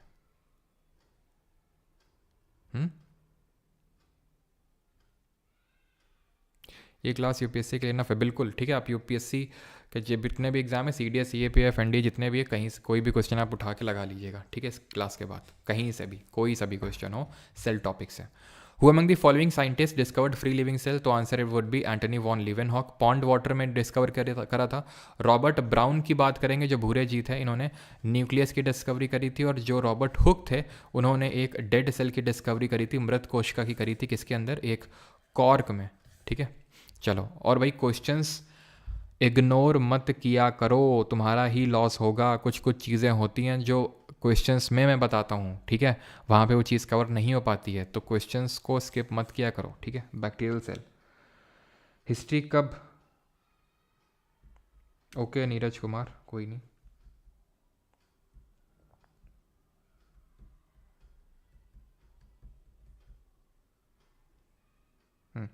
अब आते हैं क्वेश्चंस को ढंग से, जिन लोगों को अगर वैसे होता है ना कि जो साइंस बैकग्राउंड से नहीं है, तो वो तो और थोड़ा सा ढंग से यहाँ पे क्वेश्चन को अटेम्प्ट करें। बैक्टीरियल सेल, इसकी लेंथ कितनी होती है, तो बैक्टीरियल सेल की अगर बात करें तो लेंथ इसकी डिपेंड करती है कि किस बैक्टीरिया की बात हो रही है यहाँ पे, ठीक है। नॉर्मली जो लेंथ होती है वो 3 से लेके 5 माइक्रोमीटर होती है नॉर्मल, वैसे बैक्टीरिया भी डिफरेंट तरह के होते हैं, तो लेकिन यहाँ पर, और कमेंट बताइए, ठीक है, जो मैं क्वेश्चन पूछ रहा हूँ उससे रिकॉल करो। जिन लोगों को थोड़ा सा दिक्कत हुई है वो अभी सारी दिक्कतें खत्म हो जाएंगी, ठीक है। अभी क्वेश्चन करो, फिर बैच में क्वेश्चन करेंगे UPSC वाले, तो एकदम प्रो हो जाएंगे आप, ठीक है। एकदम इतना भयंकर इंपॉर्टेंट ये है कि इससे ज़्यादा क्वेश्चन पूछे ही नहीं जाते, चाहे आप SSC का एग्जाम ले लो, चाहे UPSC CDS CAPF NDA का एग्जाम ले लो, ठीक है, बायो में। तो इसके बैक्टीरिया फ्लैगेला के कितने पार्ट मैंने आपको बताए थे। What are the thin filamentous extension that motile bacterial cell have from their cell wall called? तो उनको क्या बोलते हैं, फिलामेंटस एक्सटेंशन, पूंछ की तरह जो एक्सटेंड होते हैं बैक्टीरिया में, तो उनको फ्लैगेला बोलते हैं, जो कितने पार्ट का होता है, 3 पार्ट का होता है। याद करो, ये बेजल बॉडी थी, ये फिलामेंट था, और ये हुक था जिसने इन दोनों को कनेक्ट करके रखा हुआ था। Identify the organelle present in plant cell that is not there in the animal cell. क्या चीज़ ऐसा है जो प्लांट में लेकिन एनिमल, अखंड हिंदू राष्ट्र 20 रुपये भेज, किस लिए भेजें भाई, हैं। तो ये बैच मतलब रिकॉर्डिंग जाती है एप्लीकेशन पे, मतलब लाइव फ्री स्ट्रीम होती है यहाँ पर, लेकिन इसकी रिकॉर्डिंग आपको एप्लीकेशन में मिलती है, ठीक है, और वेबसाइट में, परमार जी के बैच में आपको कोर्सेज सेक्शन में। खैर, identify organelle present in the plant cell that is not there, तो न्यूक्लियस भी होता है, प्लास्टिड नहीं होता है एनिमल सेल में, सिर्फ प्लांट सेल में होता है। इसमें मैंने कितने टाइप्स पढ़ाए थे, जल्दी से याद करो। What is the 4th step in the mitosis where non kinetochore spindle fibre lengthen and elongate the cell. चौथा फेज होता है, देखो भाई, इंटरफेस तो पूरा होता है G1 से लेके G2 तक, है ना, याद है। टीलो तो लास्ट में होता है। चौथा फेज जो होता है वो एना फेज होता है। पहले प्रो फेज होता है, देन मेटा फेज होता है, देन एना फेज। पहले इंटरफेस, इंटरफेस के बाद metaphase, then prophase, then anaphase, चौथा फेज हो गया। प्लास्टिड के 3 टाइप होते हैं, कौन कौन से, एक तो क्लोरो, एक को बोलते हैं क्रोमो, और एक को बोलते हैं ल्यूको, ठीक। क्लोरो क्या होता है, हरा हरा, यानी कि क्लोरोफिल होता है और फूड प्रोडक्शन में इन्वॉल्व होता है। क्रोमो कलर प्रोवाइड करता है, ल्यूको स्टोरेज करता है। इसके 3 पार्ट होते हैं। लाई में फैट होता है, elaioplast. Amyloplast carbohydrate. Aleuroplast protein का स्टोर करता है, ठीक है, स्टोरेज का काम होता है उसका। Which bacteria have a thick cell wall with several layers of peptidoglycan and टायोक्लेयर। पेप्टिडोग्लाइकन या फिर इन शॉर्ट पेप्टिन किसकी सेल वॉल बनी होती है, तो ये बनी होती है बैक्टीरिया की। कौन सा, स्टैफिलोकोकस ऑरियस होगा यहाँ पे, ठीक है, स्टैफिलोकोकस ऑरियस, ध्यान रखना, ये अभी CPO के एग्जाम में क्वेश्चन पूछा गया है। देन सिलेक्शन पोस्ट के क्वेश्चन में क्वेश्चन पूछा गया, in the context of movement of cell exocytosis क्या चीज़ होती है, ये सिलेक्शन पोस्ट इसी बारे में क्वेश्चन पूछा गया है। तो ये क्या होता है सर, DNA ट्रांसफ़र कैसे होता है। ये जो हमारे डिफरेंट एंजाइम हैं जिनके बारे में मैंने बताया था, प्राइमेस हो गया, लाइगेस हो गया, हीलियोकेस हो गया, पॉलीमरेस हो गया, ये सब इन्वॉल्व होते हैं DNA को रेप्लिकेट करवाने में, एक एक करके सबका कुछ काम होता है। Cell death is brought about, नहीं, तो ये सेल डेथ को बोलते हैं, प्रोग्राम्ड सेल डेथ को क्या बोलते हैं, एपोप्टोसिस। और एपोप्टोसिस में कौन सा सेल ऑर्गेनल इन्वॉल्व है, जिसको कि हम power house of the cell बोलते हैं, ठीक है, जो कि सॉशस शेप का होता है। एक चीज़ नोट करिएगा यहाँ पर, जो हमारा ये मैंने बताया था यहाँ पर माइटोकॉन्ड्रिया, इसका शेप अगर पूछ ले, ठीक है, किस तरह का शेप होता है इसका, तो ध्यान रखना इसका शेप जो होता है वो सॉशेज शेप का होता है, ठीक है, क्लियर है। तो ये ध्यान में रखेंगे एक बार आप। बाकी अगर हम बात करें यहाँ पर, तो a cell in takes in the fluid, ठीक है, तो cell takes in the fluid along with dissolve small nucleus, अंदर ले रहा है, move waste metal from within the cell to extracellular fluid, ये गलत होगा इसको, अच्छा सॉरी एक्सो ही तो पूछा है, तो exocytosis option number C answer होगा। ठीक, इसको क्या बोलते हैं, अच्छा ठीक है, एक्सटर्नल मटेरियल ले रहा है तो इसको फैगोसाइटोसिस, और यहाँ पर फ्लूइड ले रहा है तो पिनोसाइटोसिस हो जाएगा। Ninth, identify the incorrect pair of cell shapes and types and their examples. Irregular amoeba, बिल्कुल अमीबा अदरक की तरह कहीं से बढ़ता है। क्लामिडोमोनास ओवल शेप का होता है, अंडे के शेप का, ये भी सही है। मसल सेल इलोंगेटेड होती है और नर्व सेल ऑब्लॉन्ग नहीं, ये भी इलोंगेटेड होती है। अभी ना तो हम मतलब अमीबा का तो स्ट्रक्चर देखा है, ना तो क्लामिडोमोनास देखा है, ना मसल सेल देखी है, ना नर्व सेल देखी है, तो ज़्यादा लोड लेने की ज़रूरत नहीं है। ठीक है, आगे देखेंगे, इलोंगेटेड नेचर की होती है ये। 10th, power house of the cell किसको बोलते हैं, कोशिका की ऊर्जा मतलब पावर हाउस, तो ये क्लोरोप्लास्ट को नहीं, ये तो होता ही नहीं है एनिमल सेल में। ये तो सिर्फ प्लास्टिड में जो कि होता है किसमें, प्लांट सेल में, उसमें देखने को मिलता है। साइटोप्लाज्म एक्वस ग्राउंड सब्सटेंस, मतलब ये जो हमारा सेल कंटेंट को जो होल्ड करके रखता है वो साइटोप्लाज्म होता है। न्यूक्लियस रॉबर्ट ब्राउन ने डिस्कवरी करी थी, ब्रेन ऑफ द सेल, क्योंकि ये बाकी सेल ऑर्गेनल की एक्टिविटी को रेगुलेट करता है। माइटोकॉन्ड्रिया आंसर होगा। माइटोकॉन्ड्रिया की अगर हम बात करें तो एपोप्टोसिस में इन्वॉल्व है, प्लस हमने पढ़ा था सॉशियस शेप का है, प्लस 2 लेयर होती हैं, आउटर वाली पोरस, इनर वाली एटीपी का फॉर्मेशन में इन्वॉल्व होता है, और जो इस तरह का स्ट्रक्चर बनता है उसको क्रिस्टे बोलते हैं, क्रिस्टे बोलते हैं। और एक चीज़, इसको energy currency of the cell बोलते हैं। और एक चीज़ कुछ याद आ रही थी एकदम से, पता नहीं दिमाग से चली गई माइटोकॉन्ड्रिया के बारे में, हाँ, माइटोकॉन्ड्रिया के पास खुद का डीएनए और राइबोसोम होता है। और कौन सा सेल ऑर्गेनल होता है जिसके पास खुद का डीएनए और राइबोसोम होता है, जरा सा बताएंगे। A plant cell is mainly composed of, जो पादप कोशिका भित्ति है वो मुख्यतः किसकी बनी होती है, तो प्लांट सेल वॉल की बात हो रही है, सेल मेम्ब्रेन की नहीं। तो सेल वॉल तो बनी होती है किसकी, सेल्यूलोज की। ठीक, लिपिड और प्रोटीन, लिपिड या फिर फॉस्फोलिपिड की और प्रोटीन की बनी होती है सेल मेम्ब्रेन, जिसको कि हम प्लाज्मा मेम्ब्रेन भी बोलते हैं। 50-50% का कंपोजिशन होता है। कमेंट बताना है कि जो फंगस की सेल वॉल होती है वो किसकी बनी होती है। ठीक है, अगला 12th, बिल्कुल साक्षी तिवारी, ब्यूटी सिंह, आदित्य जायसवाल, प्रीति, पीका, प्रमुख, प्रियंका, श्रुति, आकाश, पात्रा, थॉट्स, बिल्कुल सही सभी का। तो which of the following cell organelle is involve in apoptosis, देखो कितना आसान है, ये किस में इन्वॉल्व होता है, ये इसको suicide bag of the cell बोलते हैं। कहाँ बनता है, कहाँ बनता है ये कहाँ बनता है, और इसके अंदर जो हाइड्रोलिटिक एंजाइम भरा होता है वो कहाँ बनता है, हाइड्रोलिटिक जो एंजाइम भरा होता है वो कहाँ, Golgi apparatus, post office of the cell, packaging, modification और डिस्पैचिंग में इन्वॉल्व होता है। कैमिलियो गोल्गी ने डिस्कवरी करी थी। एंडोप्लाज्मिक रेटिकुलम किस में इन्वॉल्व होता है, ट्रांसपोर्ट में। इसके 2 पार्ट होते हैं, रफ एंडोप्लाज्मिक रेटिकुलम में राइबोसोम होता है और वो प्रोटीन का सिंथेसिस करता है, स्मूथ वाला फैट लिपिड का सिंथेसिस करता है और वो डिटॉक्सिफिकेशन में भी हेल्प करता है। लाइजोसोम बनता है गोल्गी apparatus में बनता है उसके अंदर, और हाइड्रोलिटिक जो एंजाइम है ये बनता है RER, that is rough endoplasmic reticulum के अंदर बनता है ये। 13th, one characteristic of viruses is that they do not show any signs of the life unless they enter a living host and start multiplying using the host का cell. What is the main reason behind this?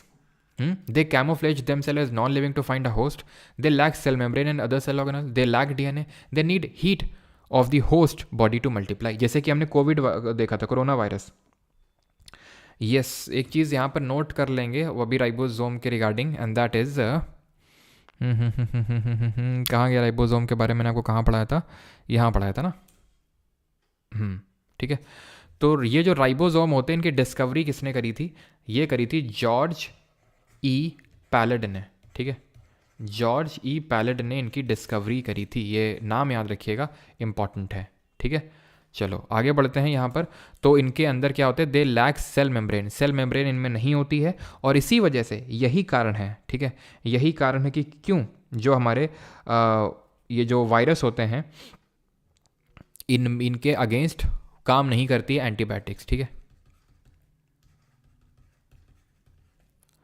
और sorry एक second, cell wall नहीं होती इनमें, और they lack DNA. ठीक है, DNA नहीं होता है, क्योंकि बिल्कुल मुझे लगा ये आरएनए लिखा हुआ, आरएनए होता है इनकी जगह। ठीक है, एक सेकेंड, दे कैमोफ्लेज, ये तो होगा नहीं। ठीक है, एंड दे नीड होस्ट, ये भी नहीं होगा। ठीक,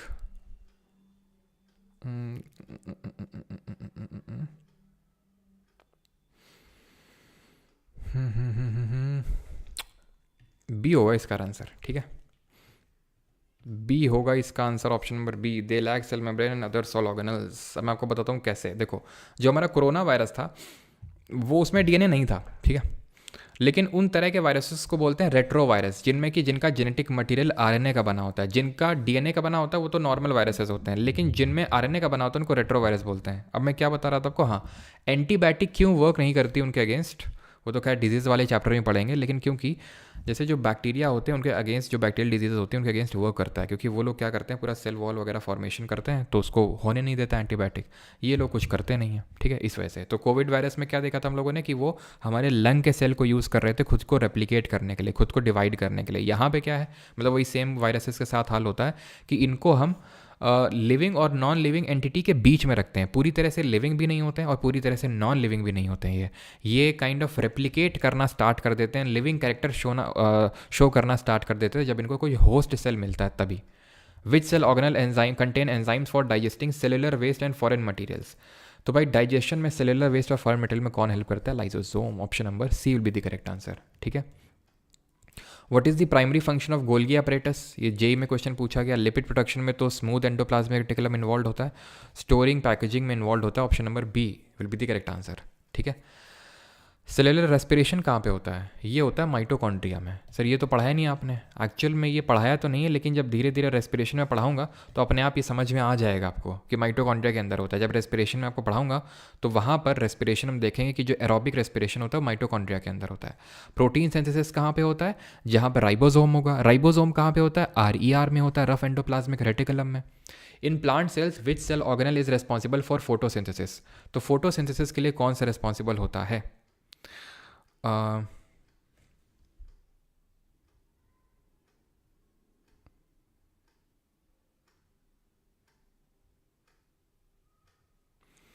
black background with yellow colour pen, अच्छा, सबकी अपनी अपनी अलग ख्वाहिश रहती हैं, ठीक है। ये बैकग्राउंड वो बैकग्राउंड ब्लैक ले आओ तो वाइट का डिमांड रहता है। तो क्लोरोप्लास्ट इसका सही आंसर होगा, ठीक है। लाइसोसोम पेरोक्सिसोम किस में इन्वॉल्व होता है, एक तो फैटी एसिड को ब्रेक करता है, फैटी एसिड्स को ब्रेक करने का काम होता है इसका, प्लस ऑक्सीडेटिव क्रिस्टल्स बना के टॉक्सिन्स को रिमूव करता है, ठीक है। अरे भैया संगीता मुखर्जी, इंटरफेस भी तो होता है कुछ, मैंने बताया तो था इंटरफेस होता है ना, सबसे पहले तो इंटरफेस होगा, देन प्रोफेस और metaphase and then anaphase and then telophase होगा, पहले तो इंटरफेस होगा, ठीक है। चलो, when two nuclei fuse together forming one nucleus during cell fusion it is known as synkaryon, eukaryon, heterokaryon या फिर syncytium। तो इसको बोलते हैं synkaryon, जहाँ पर दो न्यूक्लियस फ्यूज करके सेल डिवीजन के टाइम पे एक सिंगल न्यूक्लियस बनाते हैं। 18th, which type of cell lacks a membrane bound nucleus. Cell division क्या डिटेल नहीं बोलोगे, 9+ पीयूष होता क्या ना, जो हमारे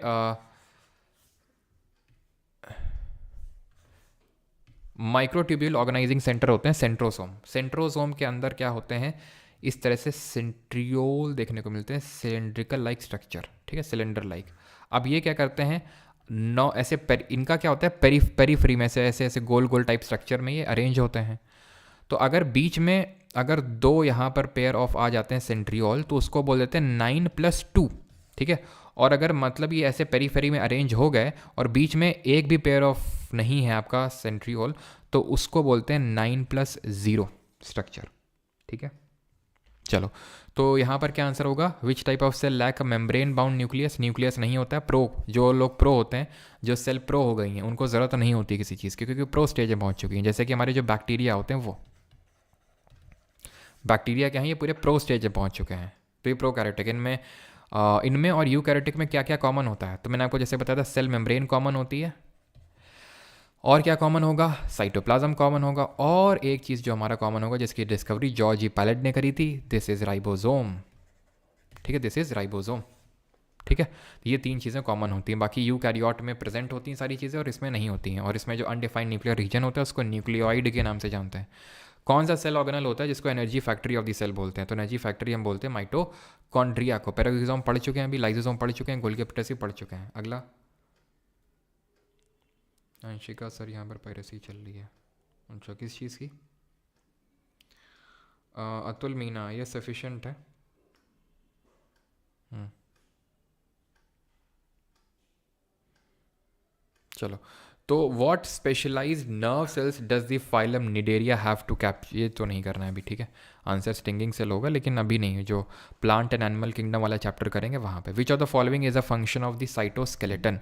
साइटोस्केलेटन का फंक्शन क्या होता है? तो जिस तरह हमारी बॉडी में जो स्केलेटल सिस्टम का होता है, क्या सेल को सपोर्ट करना और उसको शेप प्रोवाइड करना। ये तो इनर मेम्ब्रेन ऑफ माइटोकॉन्ड्रिया करती है। सेल डिवीजन में तो हमारा जो सेंट्रोसोम है वो इन्वॉल्व होता है ना।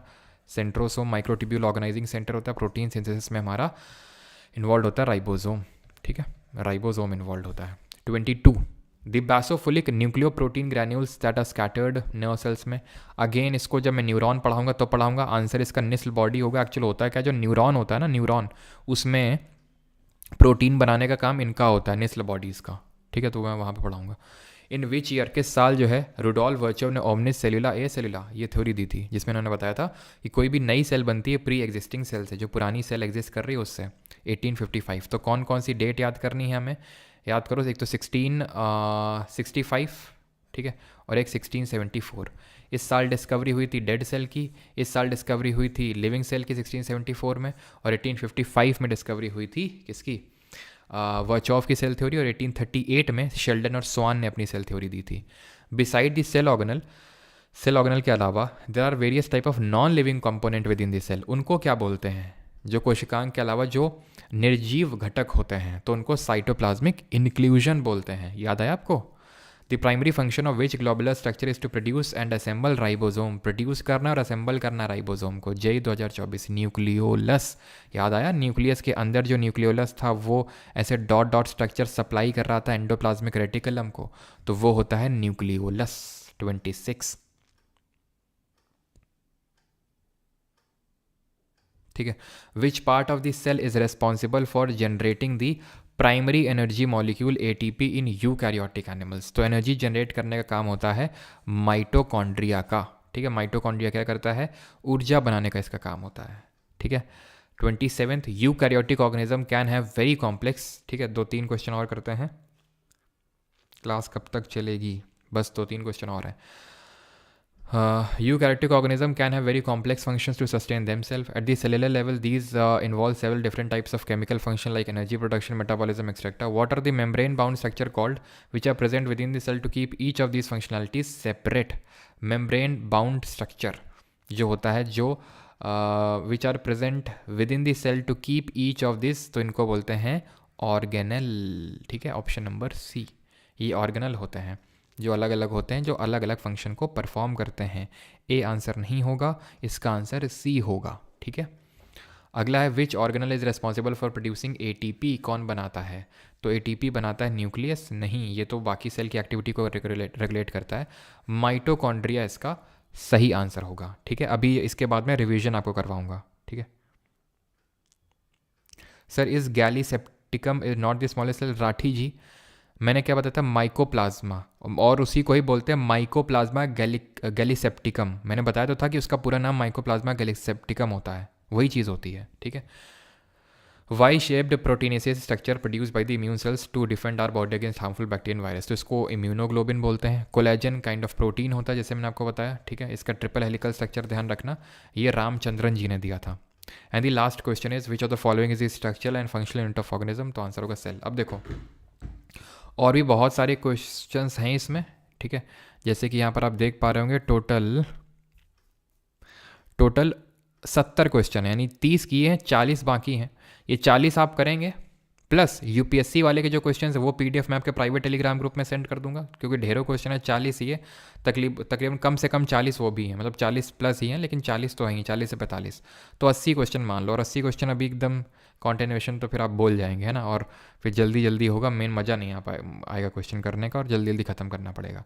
तो शाम को क्लास रख लेंगे बैच के अंदर, वहाँ पर तो आप रिवीजन कर लेना तब तक। अभी मैं क्या करता हूँ कि जो मैंने आपको बोला था कि मैंने स्लाइड लगा रखी शुरू में, इसके थ्रू हम रिवीजन करते हैं, ठीक है। इसका रिवीजन करते हैं। जिन लोगों को थोड़ा सा चीज़ों को डाइजेस्ट करने में मुश्किलात हुई है, ठीक है, तो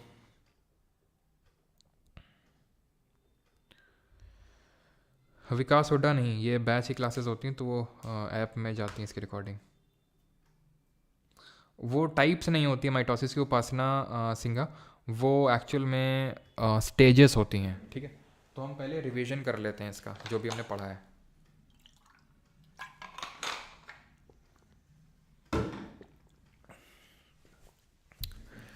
तो हमने सेल के बारे में सबसे पहले तो डेफिनेशन पढ़ी कि फंक्शनल यूनिट होती है, बेसिक बिल्डिंग और ब्लॉक होता है लाइफ का।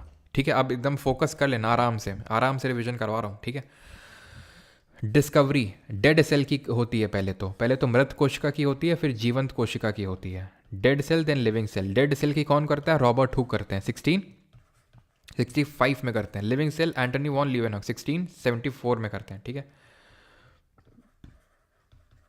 पॉन्ड वाटर में करते हैं।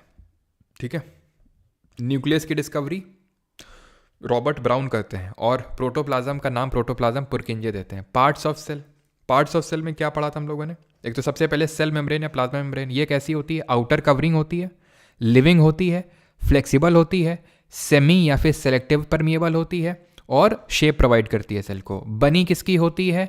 प्रोटीन और लिपिड की बनी होती है, 50% प्रोटीन और 50% लिपिड। इसके बाद सेल वॉल, प्लांट में, बैक्टीरिया में और फंगस में, पादप में, बैक्टीरिया में और कवक में जो आउटर कवरिंग होती है वो सेल मेम्ब्रेन ना होकर सेल वॉल होती है। इसका मतलब ये नहीं उनमें सेल वॉल नहीं होती है, सेल मेम्ब्रेन नहीं होती। सेल मेम्ब्रेन तो हर सेल में होती है। जहाँ जहाँ सेल वॉल होगी तो ये दो तरह का आपको स्ट्रक्चर दिखने लगेगा, double membrane type structure.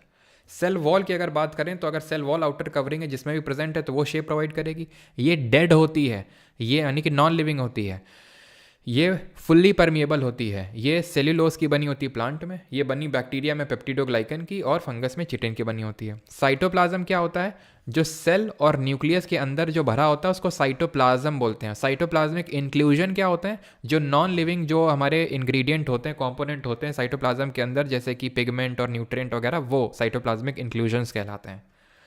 Then nucleus क्या होता है? इसको ब्रेन ऑफ द सेल बोलते हैं। सेल के अंदर जो बैठा हुआ है, इसके अंदर भी एक न्यूक्लियोलस बैठा हुआ है। न्यूक्लियोलस क्या कर रहा है? राइबोसोम बना रहा है, और इसके अंदर धागा टाइप स्ट्रक्चर है, क्रोमैटिन मटेरियल बोलते हैं उसको।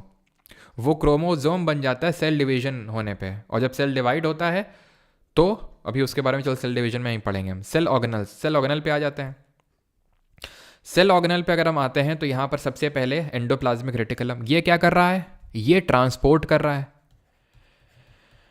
ठीक है, ट्रांसपोर्ट कर रहा है। इसमें इस तरह का जो स्ट्रक्चर देखने को मिल रहा है, सिस्टर्ने बोल रहे हैं उसको हम। ट्रांसपोर्ट किन चीज़ों को कर रहा है? तो ये जो रफ एंडोप्लाज्मिक रेटिकुलम और स्मूथ एंडोप्लाज्मिक रेटिकुलम जो बना रहे हैं उसका ट्रांसपोर्ट कर रहा है। रफ क्यों है? राइबोसोम की वजह से। राइबोसोम जॉर्ज ई पेलेडे ने डिस्कवर किया था। कौन राइबोसोम बना रहा है? पीछे पड़ा था न्यूक्लियोलस ने। स्मूथ क्या कर रहा है? ये फैट और लिपिड बना रहा है, प्लस डिटॉक्सिफिकेशन में भी हेल्प करता है। तो उसी को ट्रांसपोर्ट करने का काम एंडोप्लाज्मिक रेटिकुलम का होता है। ट्रांसपोर्ट करके गोल्गी अपरेटस को पहुंचा देता है। ये क्या करता है? पैकेजिंग करता है, मॉडिफिकेशन करता है और डिस्पैचिंग करता है। तो पैकेजिंग और डिस्पैचिंग करता है, तो इसलिए इसको post office of the cell के नाम से पुकारते हैं हम इसको। ठीक है, अब गोल्गी अपरेटस कैमिलो गोल्गी ने इसकी डिस्कवरी करी थी। इसमें एक सिस फेस होता है और एक ट्रांस फेस होता है। ठीक है, ये होता है सिस और ये होता है ट्रांस। सिस होता है एंडोप्लाज्मिक रेटिकुलम की तरफ और ट्रांस होता है न्यूक्लियर मेम्ब्रेन की तरफ। सिस फेस और ट्रांस फेस। सिस होता है कॉन्वेक्स, ट्रांस होता है कॉनकेव और मैच्योरिंग होता है नेचर का। ये पढ़े थे। देन आ गए थे माइटोकॉन्ड्रिया में। माइटोकॉन्ड्रिया क्या कर रहा है? माइटोकॉन्ड्रिया सॉशस शेप का है। लेंथ कितनी है इसकी? 102 माइक्रोमीटर की है। ठीक है, और डायमीटर तो और कम है, 0.5 से लेके 1 माइक्रोमीटर तक का है डायमीटर। सॉशस शेप के अलावा इसमें डबल मेम्ब्रेन है, 2 मेम्ब्रेन है। आउटर बाहर वाली तो पोरस नेचर की है जो ऑक्सीजन ले लेती है, और अंदर वाली एटीपी बनाती है, एनर्जी बनाती है एटीपी के फॉर्म में। उसको energy currency of the cell बोलते हैं एटीपी को। और क्योंकि एनर्जी बनाता है माइटोकॉन्ड्रिया तो power house of the cell बोलते हैं। एपोप्टोसिस में इन्वॉल्व होता है, और ये क्या करता है?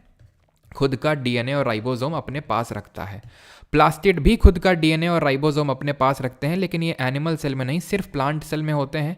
3 तरह के होते हैं। क्लोरो, जिसमें क्लोरोफिल होती है तो ये खाना बनाते हैं। क्रोमो, कलर प्रोवाइड करते हैं। और ल्यूको, जो स्टोरेज करते हैं। ये भी 3 तरह के होते हैं। एमाइलो, एल्यूरो और इलाइयो। एमाइलो क्लोरो कार्बोहाइड्रेट, एल्यूरो रो रा प्रोटीन, ठीक है, और इलाइयो फैट। ठीक, प्लास्टिड हो गया ये। वैक्यूल क्या कर रहे थे, वैक्यूल्स जो थे ये एनिमल में भी हैं और प्लांट सेल में भी हैं, लेकिन एनिमल सेल में क्या है, छोटे हैं बहुत और बहुत मल्टीपल हैं, एक नहीं है। यहाँ एक है, बहुत बड़ा है 50 to 90% और परमानेंट है, यहाँ पर टेम्परेरी है। यहाँ पे ये सेल को रिजिडिटी और टर्जिडिटी प्रोवाइड कर रहा है, रिजिडिटी और टर्जिडिटी प्रोवाइड कर रहा है। ये क्या कर रहा है एनिमल सेल में जो वैक्यूल है, ये सिर्फ न्यूट्रिएंट सप्लाई करने का काम कर, मतलब मेनली न्यूट्रिएंट सप्लाई करने का काम, थोड़ा बहुत डिटॉक्सिफिकेशन में हेल्प करता है। लाइजोसोम जो है इसको suicidal bag of the cell बोलते हैं। बनता कहाँ पे, ये बनता है गोल्गी एपरेटस में। इसका जो एंजाइम है वो रफ एंडोप्लाज्मिक रेटिकुलम में बनता है लाइजोसोम का, ठीक है, suicidal bag of the cell. और ये वेस्ट डिस्पोजल के तौर पे काम करता है, क्योंकि इसका जो हाइड्रोलिटिक एंजाइम होता है वो काफ़ी डाइजेस्टिव एंजाइम के तौर पे इसको कंसिडर किया जाता है, पूरे सेल को डाइजेस्ट करके रख लेता है। देन सेल डिवीजन पढ़े, माइटोसिस। माइटोसिस में क्या हो रहा है, एक पेरेंट सेल दो डॉटर सेल में तब्दील हो रही है। यहाँ पर एक पेरेंट सेल पहले दो डॉटर सेल, देन वो फर्दर दो दो डॉटर सेल यानी चार डॉटर सेल में बन रही है। तो यहाँ पर डाइप्लॉइड सेल बनती है, यानी कि पेयर ऑफ क्रोमोजोम होता है। यहाँ पे हैप्लॉइड बनती है, यानी पेयर में नहीं होते क्रोमोजोम, सिंगल सिंगल क्रोमोजोम होता है, ठीक है। माइटोसिस हमेशा सोमैटिक सेल में होता है, सोमैटिक सेल जो कि सेल डिवीजन में इन्वॉल्व नहीं होती हैं। मेयोसिस जो होते हैं ये आपकी जर्म सेल में होती हैं, ठीक है, जर्म सेल में। इसकी क्या क्या स्टेजेस पड़ी थी, तो G0 जो मतलब एक स्टार्टिंग होती है, लेकिन एक्चुअल में जो ग्रोथ स्टेज होती है वो G1 फेज होती है। देन होती है S फेज, जिसको डीएनए सिंथेसिस या फिर यहीं पे होता है DNA replication. Then DNA replication क्या चीज़ होती है अभी देखते हैं। देन इसके पास G2 यानी प्रिपरेशन फॉर माइटोसिस, देन आपका माइटोसिस हो जाता है। इन तीनों स्टेजेस को बोलते हैं इंटरफेज। देन यहाँ पे होता है आपका प्रोफेज, मेटाफेज, एनाफेज और टीलियोफेज और साइटोकिनेसिस हो जाती है देन उसके बाद, ठीक। तो ये हमारे स्टेजेस होते हैं। डीएनए रेप्लिकेशन का मतलब होता है जहाँ पर जब सेल डिवीजन होता है तो डीएनए की कॉपी चली जाती है किसके पास, डॉटर सेल्स के पास। अगर एक स्ट्रैंड ही जाता है, क्योंकि डीएनए का मॉलिक्यूल का discovery Friedrich Miescher double helical structure Watson और क्रिक ने किया था, तो अगर एक स्ट्रैंड जाता है और पेरेंट सेल से और एक डॉटर का होता है इस तरह से, तो उसको सेमी कंजर्वेटिव डीएनए बोलते हैं। डीएनए रेप्लिकेशन में प्राइमेस होता है हमारा एंजाइम, लाइगेस होता है ग्लू की तरह ऐड करता है, हीलियोकेस होता है जो क्या करता है स्ट्रैंड को अलग अलग करता है, और पॉलीमरेज होता है। तो ये एंजाइम्स जो होते हैं ये डीएनए रेप्लिकेट करवाने में हेल्प करते हैं। बस इतना ही पढ़े थे। इसके बाद फैगोसाइटोसिस और एंडोसाइटोसिस और एक्सोसाइटोसिस पढ़े थे। एंडो का मतलब होता है अंदर लेना और एक्सो का मतलब बाहर दे देना। फैगो मतलब खाना खाना, पीनो मतलब पानी पीना, ठीक। Sir in polity amendment and act not taken, Adarsh act नहीं हुआ है, वो मैं एक दिन बीच में क्लास रखवा के करवा दूंगा। अमेंडमेंट हो चुका है, या तो आप सो रहे हैं या तो आप समझे नहीं हैं जो मैं रोज़ क्लास में चिल्लाता था, ठीक है। अमेंडमेंट हो चुका है, अब पता नहीं आप कैसे बोल रहे हैं कि नहीं हुआ। आत्मविश्वास, एक सेकेंड, माइक्रोट्यूब्यूल ना,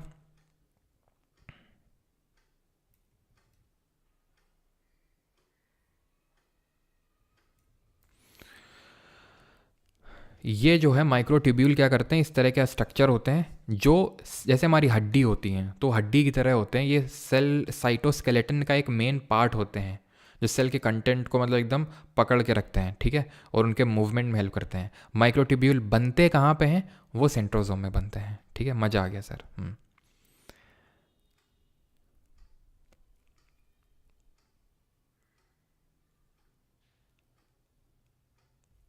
साइटोसोल का बना होता है साइटोप्लाज्म।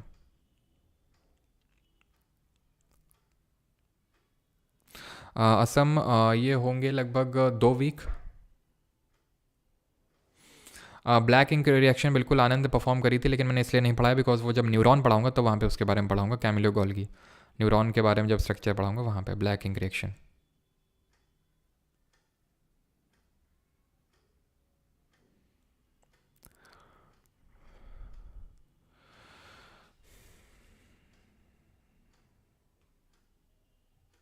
राज्यपाल का आर्टिकल्स किस देश से लिया गया, आर्टिकल किस देश से नहीं लिया गया राज्यपाल का आर्टिकल, ठीक है। जो गवर्नर की अपॉइंटमेंट होती है बाय द सेंटर वो हमने कनाडा से लिया है।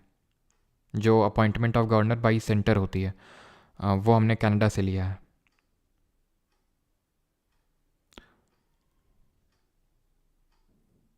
अनुराग सिंह वो भी एक्ट वाली क्लास में ही करवा दूंगा, जो सोर्सेज सेपरेट नहीं हुए ना, तो एक्ट वाली क्लास में समराइज़ कर लेंगे। और शाम को तैयार रहेंगे बैच में। मैं प्राइवेट टेलीग्राम ग्रुप में शेयर कर दूंगा ये पीडीएफ तो शेयर कर ही देता हूँ, प्लस जो यूपीएससी वाले क्वेश्चंस की है वो पूरी शेयर कर दूंगा, तो प्लीज़ उसको अटेम्प्ट कर लेना। शाम को क्लास लगाऊंगा मैं मोस्ट प्रोबेबली, तो उसमें हम लोग को क्वेश्चंस को करने वाले हैं। ठीक है, थैंक यू, धन्यवाद। और जिन लोगों को बैच वैच लेना है तो वो ले सकते हैं। ठीक है, परमार जी के बैच 3.0 ऐप से आप ले सकते हैं इसको। ठीक है, ऐप से आप ले सकते हैं, वहीं पे आपको कंप्यूटर बैच के अंदर ही मिल जाएगा। ठीक है, थैंक यू। नेक रोटेशन, हाँ थैंक यू याद दिलाने के लिए। नहीं वो नहीं पढ़ना है, माइटोसिस आस्था।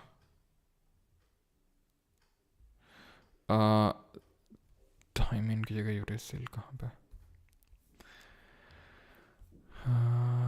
हाँ तो यही तो बताया है कि एडिनाइन का पेयरिंग यूरेसिल के साथ होता है आरएनए में।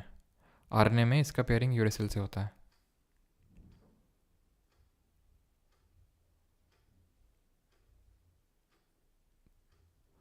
सेंट्रियोल को डिफाइन कर दो। सेंट्रियोल, बस ये ध्यान रखो कि ये सेंट्रियोल जो होते हैं सिलेंड्रिकल स्ट्रक्चर होते हैं, जो सेल डिवीजन में सेंट्रोजोम का पार्ट होते हैं, सेल डिवीजन में पार्टिसिपेट करते हैं।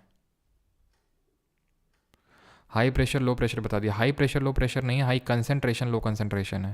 वो हमने डिफ्यूजन और ऑस्मोसिस में पढ़ा था। ठीक है, कि किस तरह से हाई कंसंट्रेशन से लो कंसंट्रेशन में, उच्च सांद्रता से निम्न सांद्रता में होता है। अरे भाई हर चीज़ हाई से लो में ज्योग्राफी में पढ़े थे हम लोग। हाई प्रेशर से लो प्रेशर की तरफ ही विंड मूव करती है, हाई से लो की तरफ ही होता है। जैसे कि मान लो मुझे थोड़ी ज़्यादा नॉलेज है, मान लो फॉर एग्जांपल बायो में, तो मैं आपको पढ़ा रहा हूँ तो हाई से लो की तरफ मूवमेंट हो रहा है। मतलब इस तरह से रिलेट कर सकते हो आप थोड़ा सा, है ना। एक बार सब रिपीट कर दो। अभी तक क्या घुइयाँ छील रहे थे जब रिविजन करवा रहे थे? ये जब करवा रहे थे तो क्या करवा रहे थे? यहाँ पे एक बार फिर से रिपीट कर दीजिए। या फिर यहाँ पे कोई शो चल रहा है कि वंस मोर। अभी ये क्या करवा रहे थे यहाँ पे? हैं आते सिकुड़ गई बोल बोल के, और अभी फिर से एक बार फिर से करवा दीजिए। फिर से ना शुरू कर लें, हटा हटा के फिर से स्टार्ट करते हैं लेक्चर, फिर ऐसे 2 घंटे रगड़ते हैं।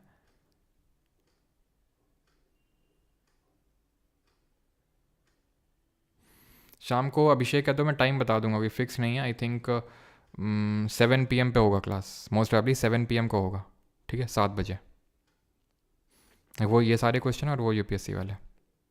सिलेक्टिवली परमेबल का मतलब होता है सिलेक्टिवली जो चीज़ें अंदर आती हैं, सारी चीज़ें अगर अंदर आ रही हैं तो फ्रीली परमेबल, जो सेल वॉल होती है सिलेक्टिवली आ रही हैं तो वो।